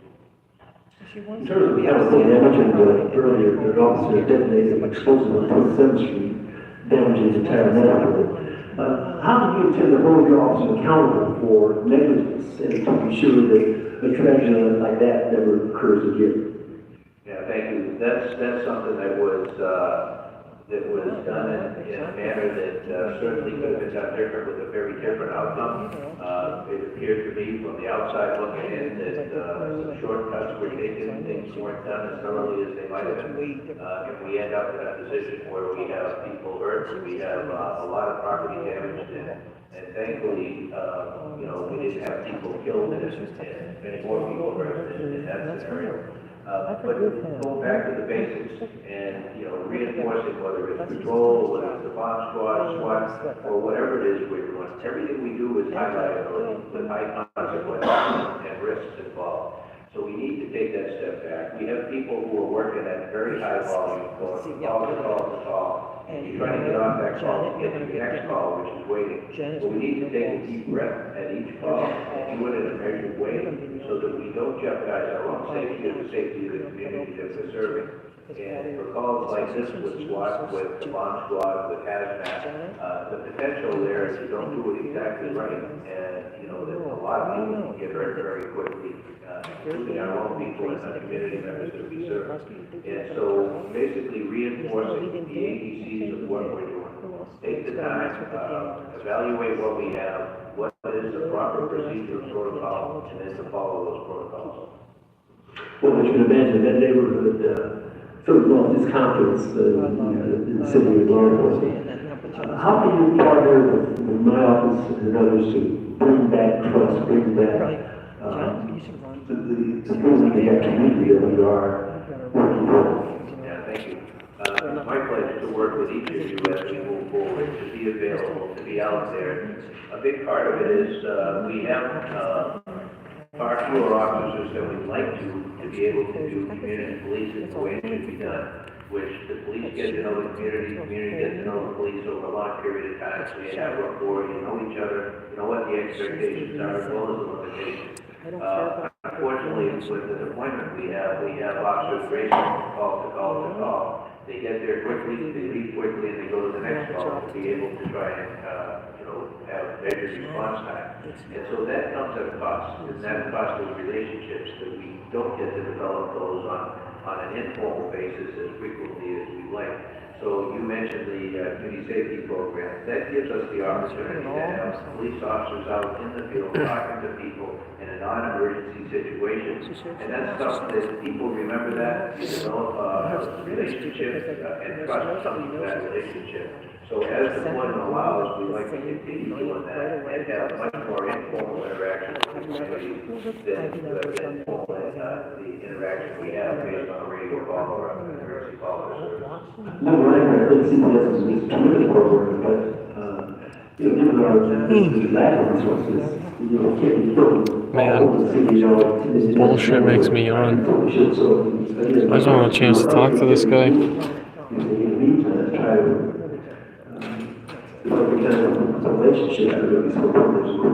Yeah, it's reinforcing the community policing philosophy that we focus with the community on the underlying problems, solving problems, and not just addressing symptoms of those problems.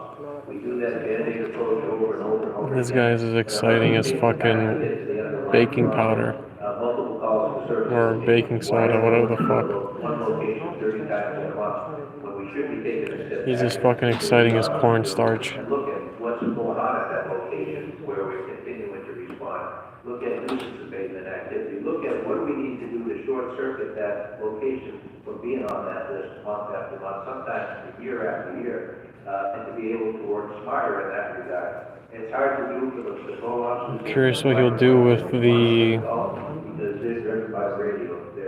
Robert Mangle case and the fact that Robert Mangle assaulted a woman in the hallway. Senior lead officers who play such a critical role, 168 basic cars around the city, for them to be able to dig in, take the time, look at the multiple calls for service locations, and get out there and free up patrol units responding to those same locations time and time again. And again, the credibility that we get from that in the community is the people who live next to that multiple calls for service location, they don't want the police coming out there, they don't want the root cause driving them out there. It's a nuisance to them, and it's potentially a hazard to them and their families. Mr. Francis, if we can. This part of making bridge ride and trying to reform the Board of Rights and disciplinary actions of the department. What's disappointing to me is that there's no community impact statement on his appointment that was submitted. None submitted for community impact statement report. That is baffling to me. 99 councils, neighborhood councils, and not one of them had the fucking courage or wherewithal to submit a report. You gotta understand, that report it's very powerful. Major opportunity. Like, you don't get this kind of opportunity to submit it right at an appointment. That would have been legendary. Imagine that, 99 fucking reports on the appointment of the new chief, all of which would have to be read, all of which would have to be entered into the record. 99 fucking reports. And during that year, they're on the bench, or they're not able to promote, they're not able to transfer, and really their career is on hold.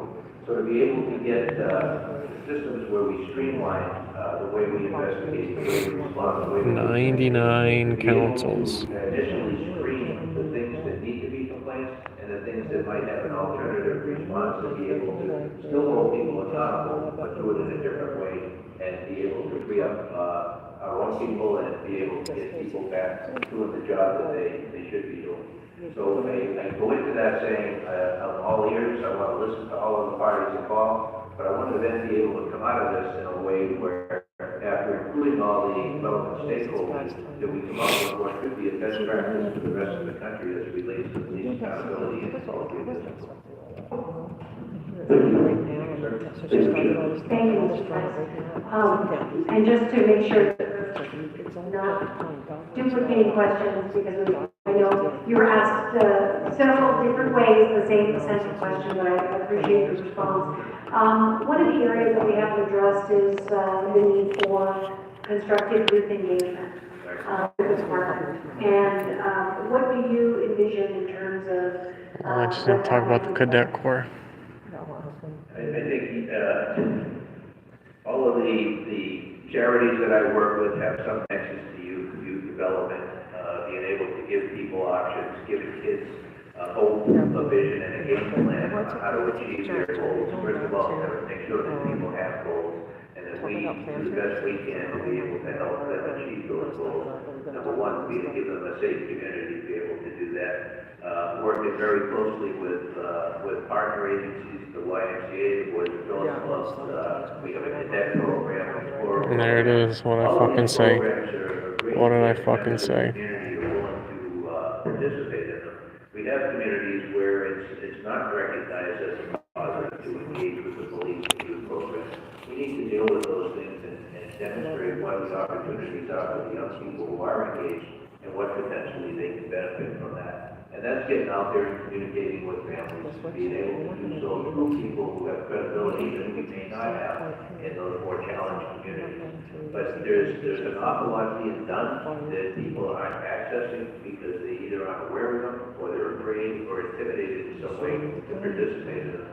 So kind of opening those doors, being a facilitator or a catalyst in getting people in the community involved and availing themselves to the resources of the community, particularly as it relates to youth development. That to me is very important that we start early, and I'm a big advocate, and it sounds like it's not related to what we're talking here today about, but it very much is development of reading skills, literacy skills at the earliest stage possible.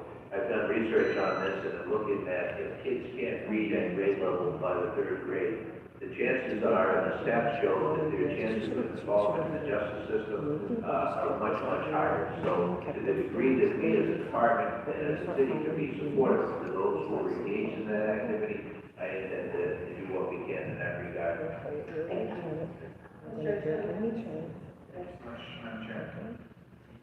I want to dig a little bit on our model of crisis response.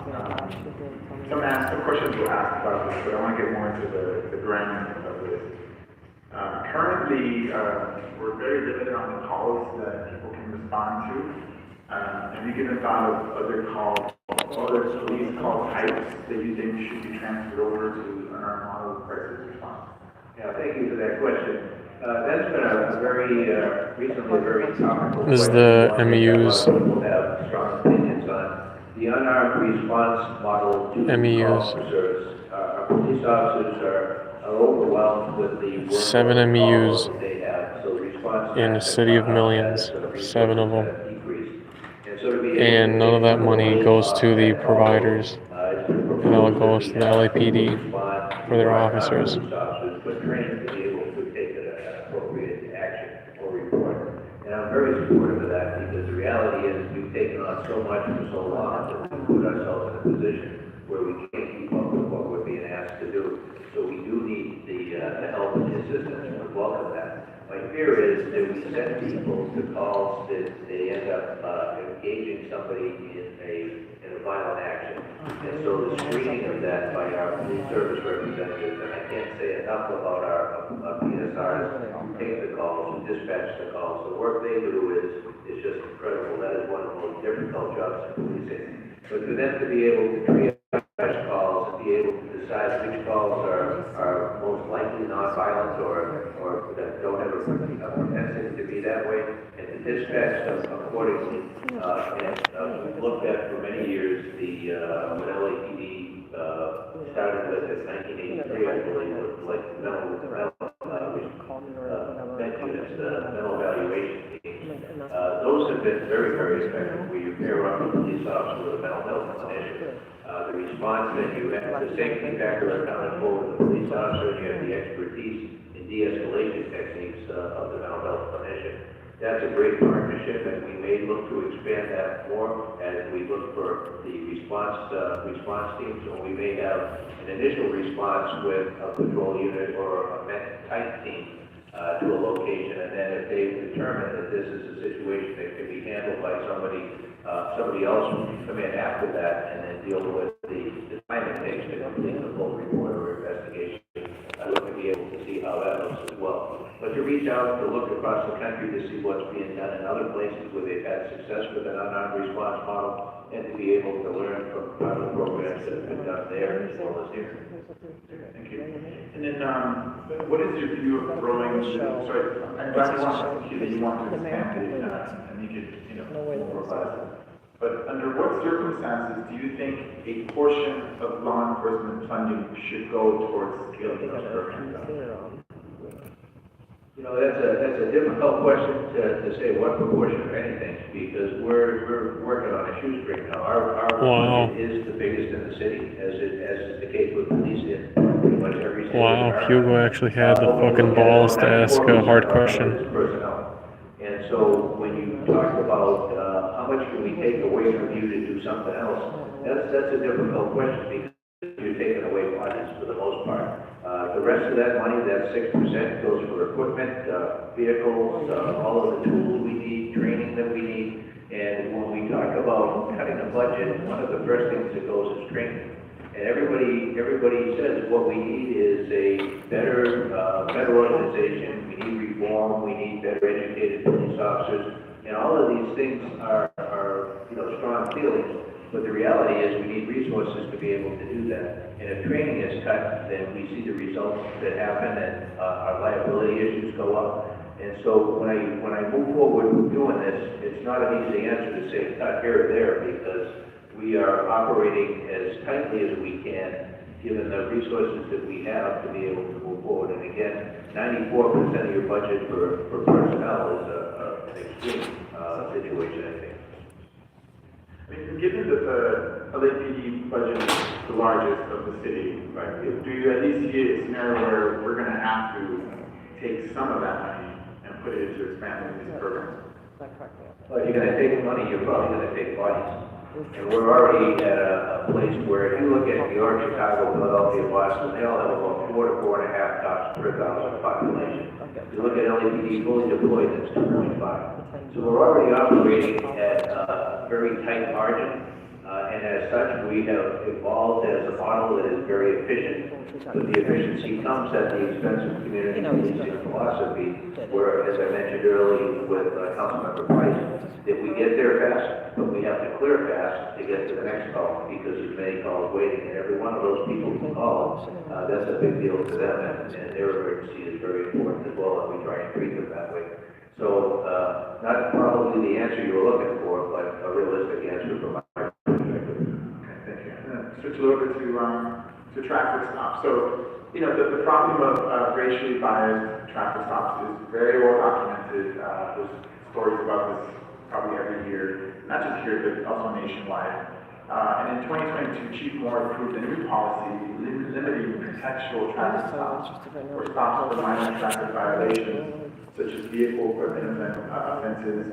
Under the policy, officers must have a clear reason to stop someone, and they must record the reason on the body camera before the stop. Do you support or oppose that policy?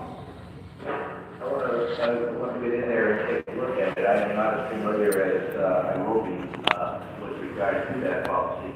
Pretext stops can be abused, certainly have been abused across the country. But pretext stops are also upheld by the Supreme Court as a part of policing that allows you to be able to stop somebody for something that gives you the probable cause, when in fact you're probably believing that that person may be involved in a more substantive crime or violent crime. And so I would answer your question with caution that I would not take that position yet until I see what Chief Moore's policy entails. But there is value done right with protection stops. Well, I'll tell you my own personal experience is I was very lucky to have a car at a young age. I started working very young, I got a car very young. I made a mistake of buying a really old Cadillac. It's a lot of questions. Because what was happening is I got stopped all the time. And I'm always police. And I tell you, it was almost as if this came out of the LAPD manual. And every single police officer said, oh, you know, your car is half as much. I agree. And they let me go after they noticed that I had my license and I had my insurance. So I really hope that you look at this thoroughly and from the perspective of community of color that unfortunately have been, you know, the victims of our policies and just racist bias. Sure, absolutely. And again, everything is about balance. Trying to protect the community using the tools we have, but being sensitive to the needs of the community.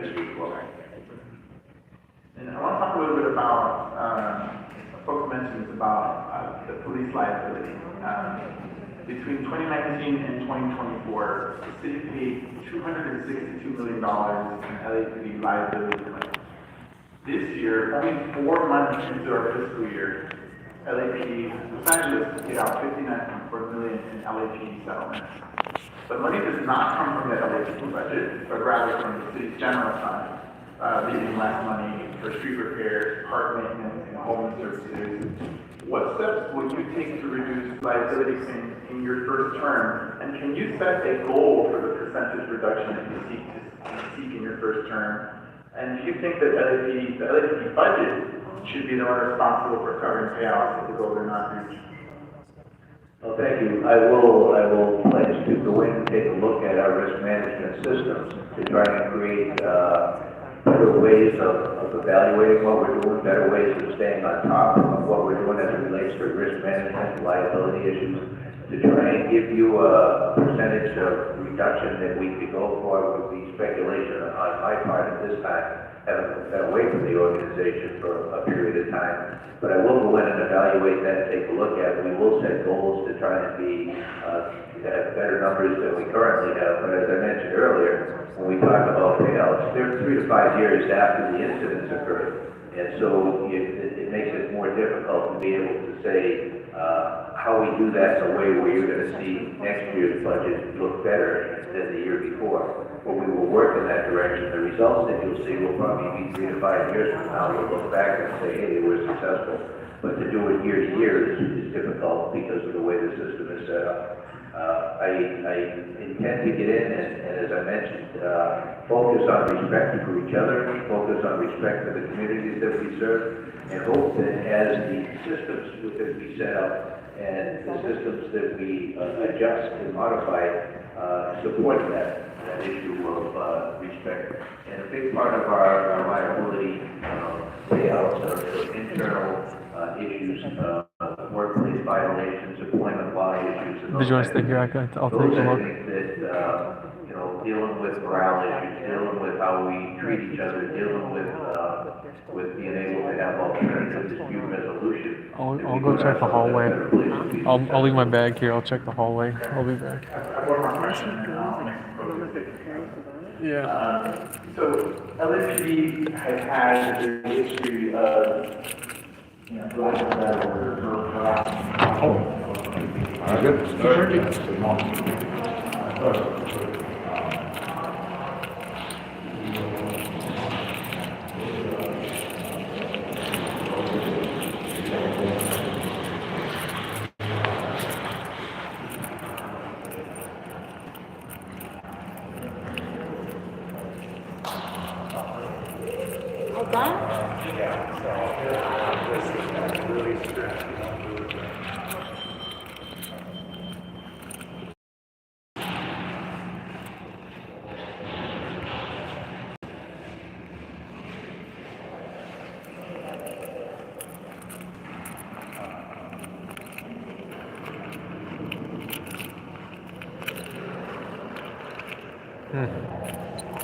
Looks like their shift is over.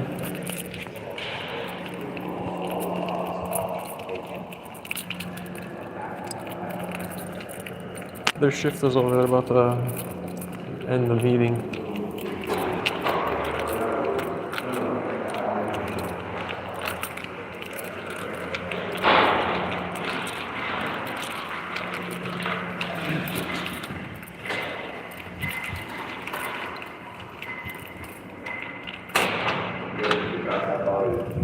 There are some company requires a police response. So when we get there, it's not about the status of the house run house, it's about what they're doing at the scene.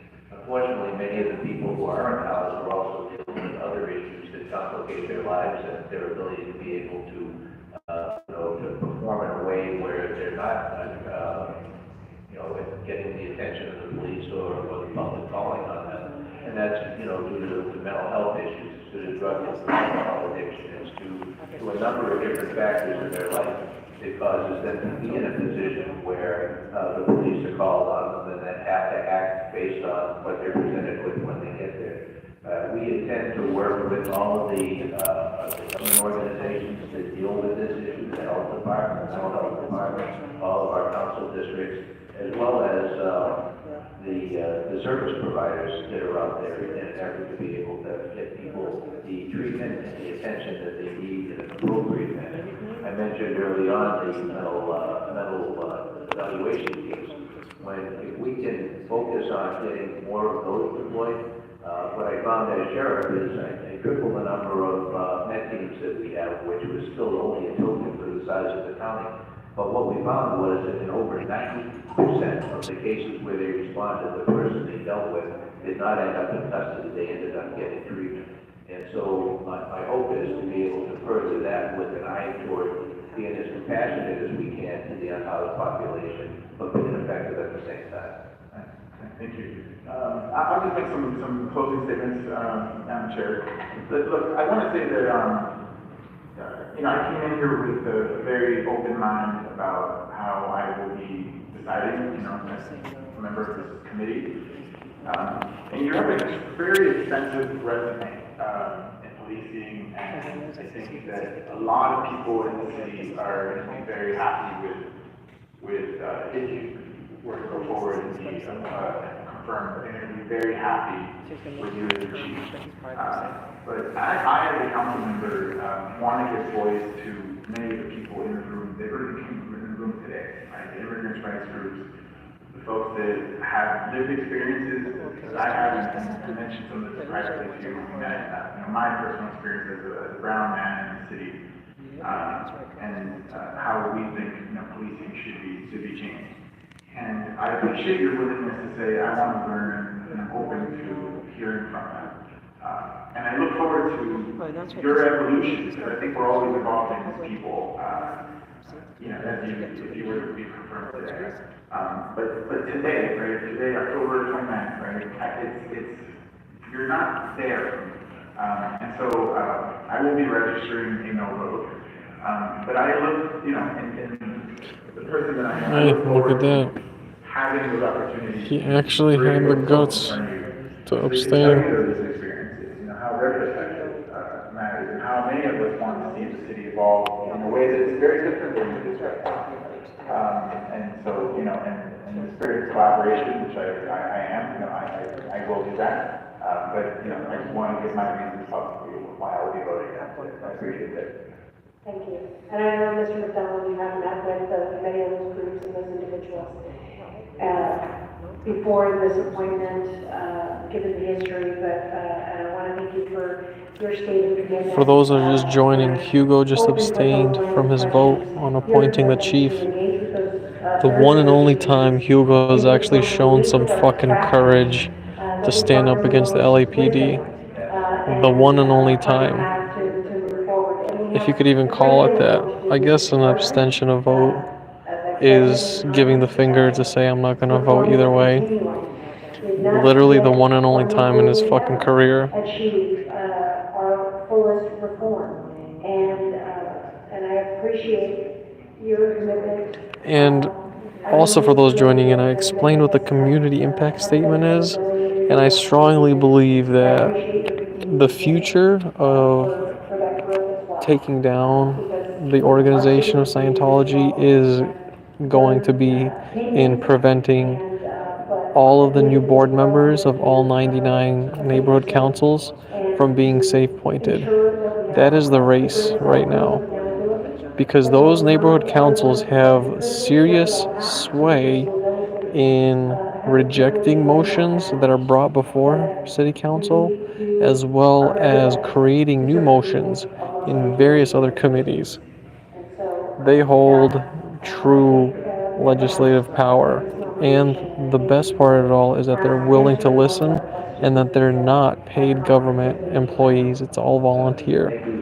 They are 100% the future legislatively in the state of California that hold the keys to success.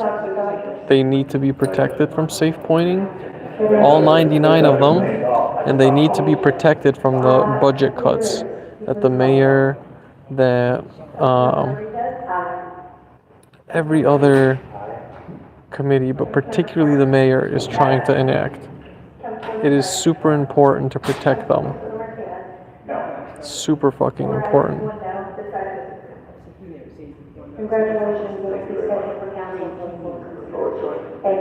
And there it is. He's just been voted in. We have cleared the desk. We are adjourned.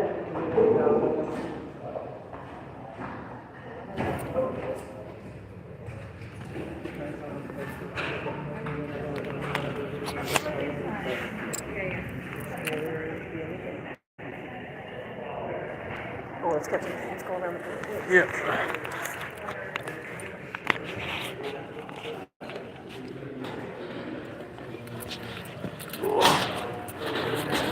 Also, oh, hey, DOA, hey, Laura. Thank you.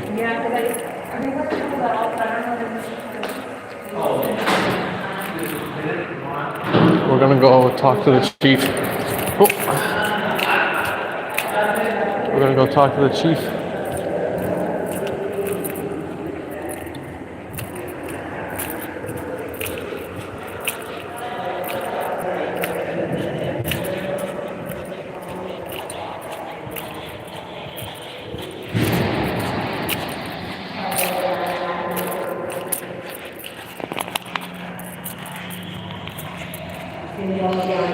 Yeah. No, he's gonzo. They floated him out, man.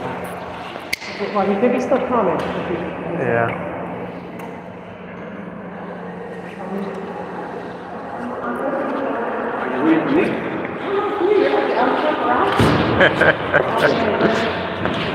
Is he still down there? I don't know.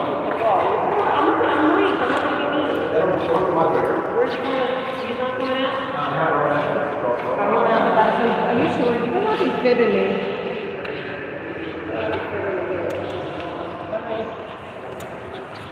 Yeah. Very likely, or they're just home. I know they have another officer. Yeah. But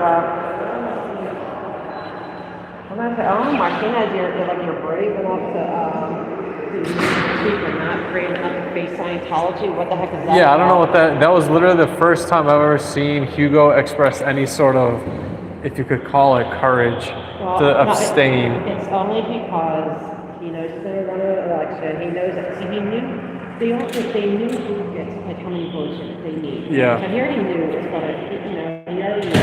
But this way he could have his little bravado because he's under a lot of pressure right now and different stuff. And so this way, for his base that doesn't Yeah. That's all that was our show. This is politics. Yeah. It's all theater art. Dog and comedy show. Yeah.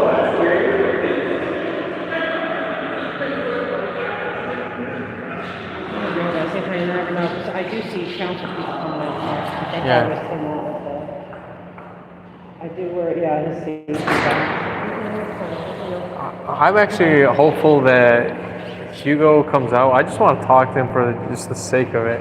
I've genuinely wanted to confront him face to face, up close, and be like, listen, man, as much as I think you're a piece of shit, and so does Will, bro, you gotta listen, man. People in your district are straight up getting swatted left and right, and it's not even just the adults, man. You got minors getting swatted. I have it on, I'll have more information, because I don't have it all confirmed yet, but from what I hear, I think maybe we should let our, OC know. I have a feeling things are going to change soon, though. Janet Things are gonna change every year. Yeah, because it's all on you, it's all you.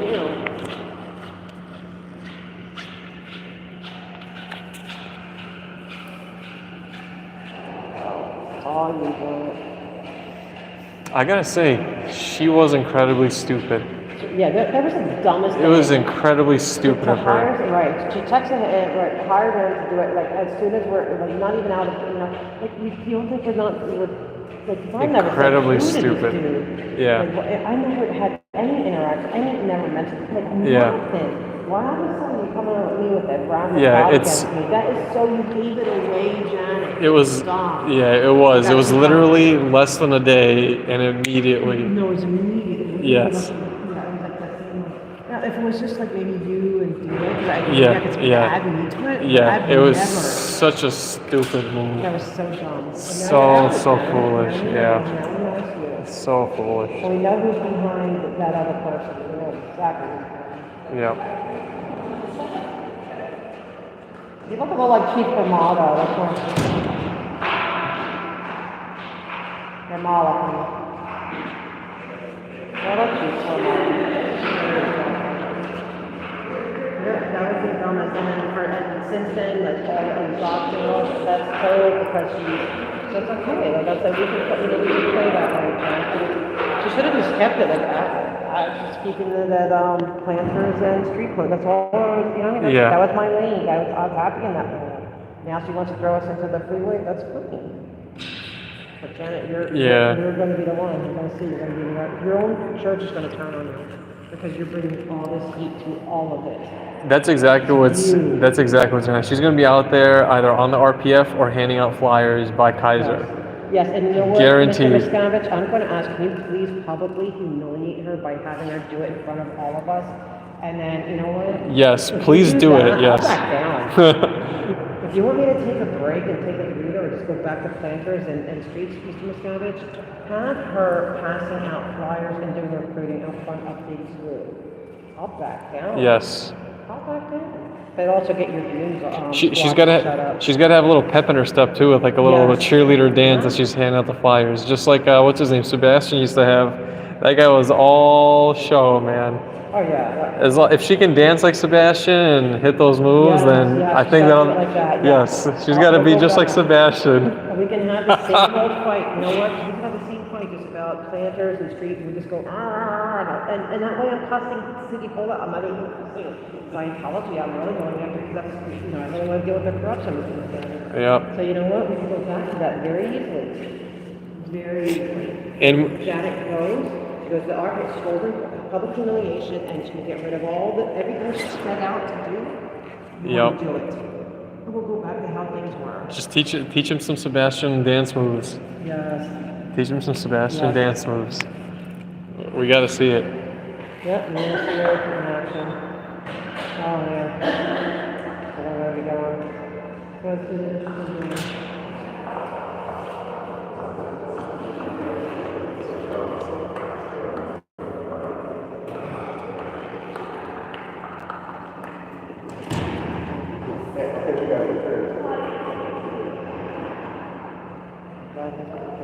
Sorry guys, I can't help it. No, I don't mind asking.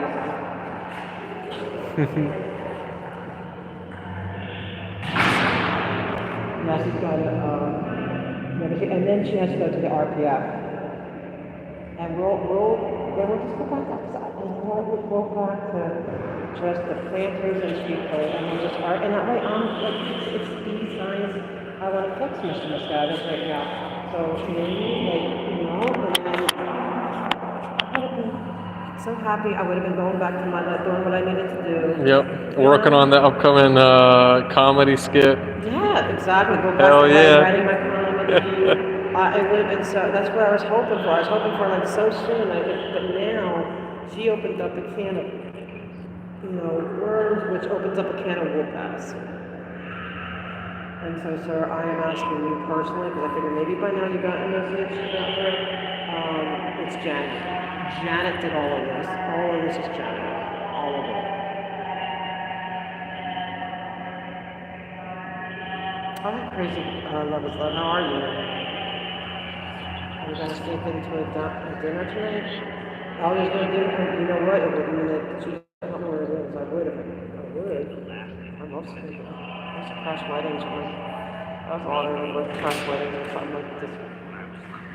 I mean, I'll always make sure they let me live. A couple times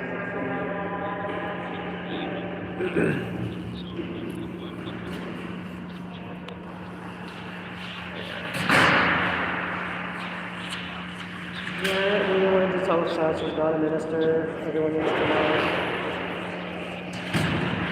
Given her front off, big blue giant. And then you know what? We stop disrespecting people are going to protest. This is what happens. This is what, you know. Also, I gotta say, for this guy in particular, he's just such a moron. Just because, if he really had the gall, like, come meet me here. Well, no, but see, you have to understand. It's not him. Yeah, he's just a paid actor. Yeah, he's just a paid actor. He's not going to do any of that because he's just an actor. Yeah. But she pays the money. But because he also knows that she like how they have so much influence that you can't even get planners moved. Mm-hmm. He knows he's But see, that's how we didn't know that before. But now we know he's absolutely a paid actor. For sure. That's why I said I forgive you, dude. Whatever. It's your job. I get it. With the mafia hitman, whatever. Do you hate the hitman or do you hate the guy that hired him? You know what I mean? It's like, Well, he's also a Scientologist too.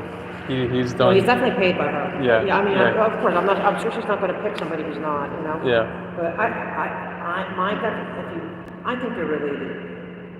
I think there's some kind of family relationship. Could be. Or something. Because she has a lot of trust for him. Mm-hmm. She uses him, for a lot of stuff. So Hey, I don't know if Dana. They're deeper. I don't know if Dana's in your chat, but Dana, take a look and see what the tie between Janet and this doofus is. I guarantee there's likely one. Yeah, there is. I almost guarantee it. Those two are connected because she trusts them. She goes in for all of it, the entire thing, like all of it. And that's the clue, guys, is that he's going after me when I've never mentioned. I don't mention his name. I don't talk. There's people. That's their lane. They do it. I have not. So for him to be so against me, that's right, like 5 minutes after going to that meeting and exposing her, boom, you're done. You are caught. Well, the other now thing. We need to find the money trail. The other thing too is, paid cash. These guys who do the bidding, like Joseph Eckers, they don't understand that now that a payment hearing is coming up. Yeah, sure, they paid for the creation of the litigation, but will Scientology have your back when you individually owe legal fees, court fees to the people that won? Right. That's where their ass is going to get super burnt. And it's coming. It's already there for several of these folks. Mm-hmm. Exactly. Oh yeah, no, he's just an actor. And at the end of the day, I haven't watched much of his, but I started checking him out. Like, what I can tell is that he knows the limits of, he knows where he can slip in and out, from what I can tell. And then he does have the First Amendment. And also, he knows, because the cop told me, when all these threats and whatever, if it's online, it's not the same as in person with somebody that can actually hurt you right then and there. So he hides behind all this stuff. But I forgive him. I do. I literally forgive him because I get it. It's Janet. She's paying him, and so it's cool. Janet. Dana also calls him a stage 5 clinger. She said, does L. Ron Hubbard create stage 5 clingers? Oh, I don't even know what that is. Okay, I'm learning. Stage 5 clinger? Oh man. Check out, I don't know if you've seen her YouTube channel. It's called Rotting, like a piece of fruit that's rotting. Rotting jewels, like jewelry. Okay. Yes, I don't get to watch a lot. I'm so busy if I'm not filming or editing or studying for my, stuff. So I don't know. I don't get, there's a lot of even, I feel bad, even the scientific people that are, former, I don't, sometimes I hear it, I'm like, I don't even know who it is. So what about her? She used to be a significant other of his. years ago, and basically she's coming forward with a lot of the insanity that is locked up inside this what he calls a brain, apparently. But she's done a really good job so far, and I hope she continues. Okay, check that out. Is it auntie Johnny? Is it aunt? Is it, you know? I'm not going in here. No, I'll let him go because I'll forgive him. He's forgiven.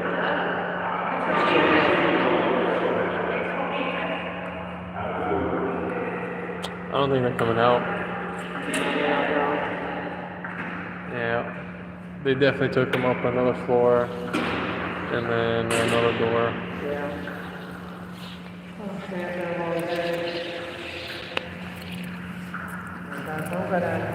I'm gonna cut it off here too. I'll see you guys in the next one. Peace out.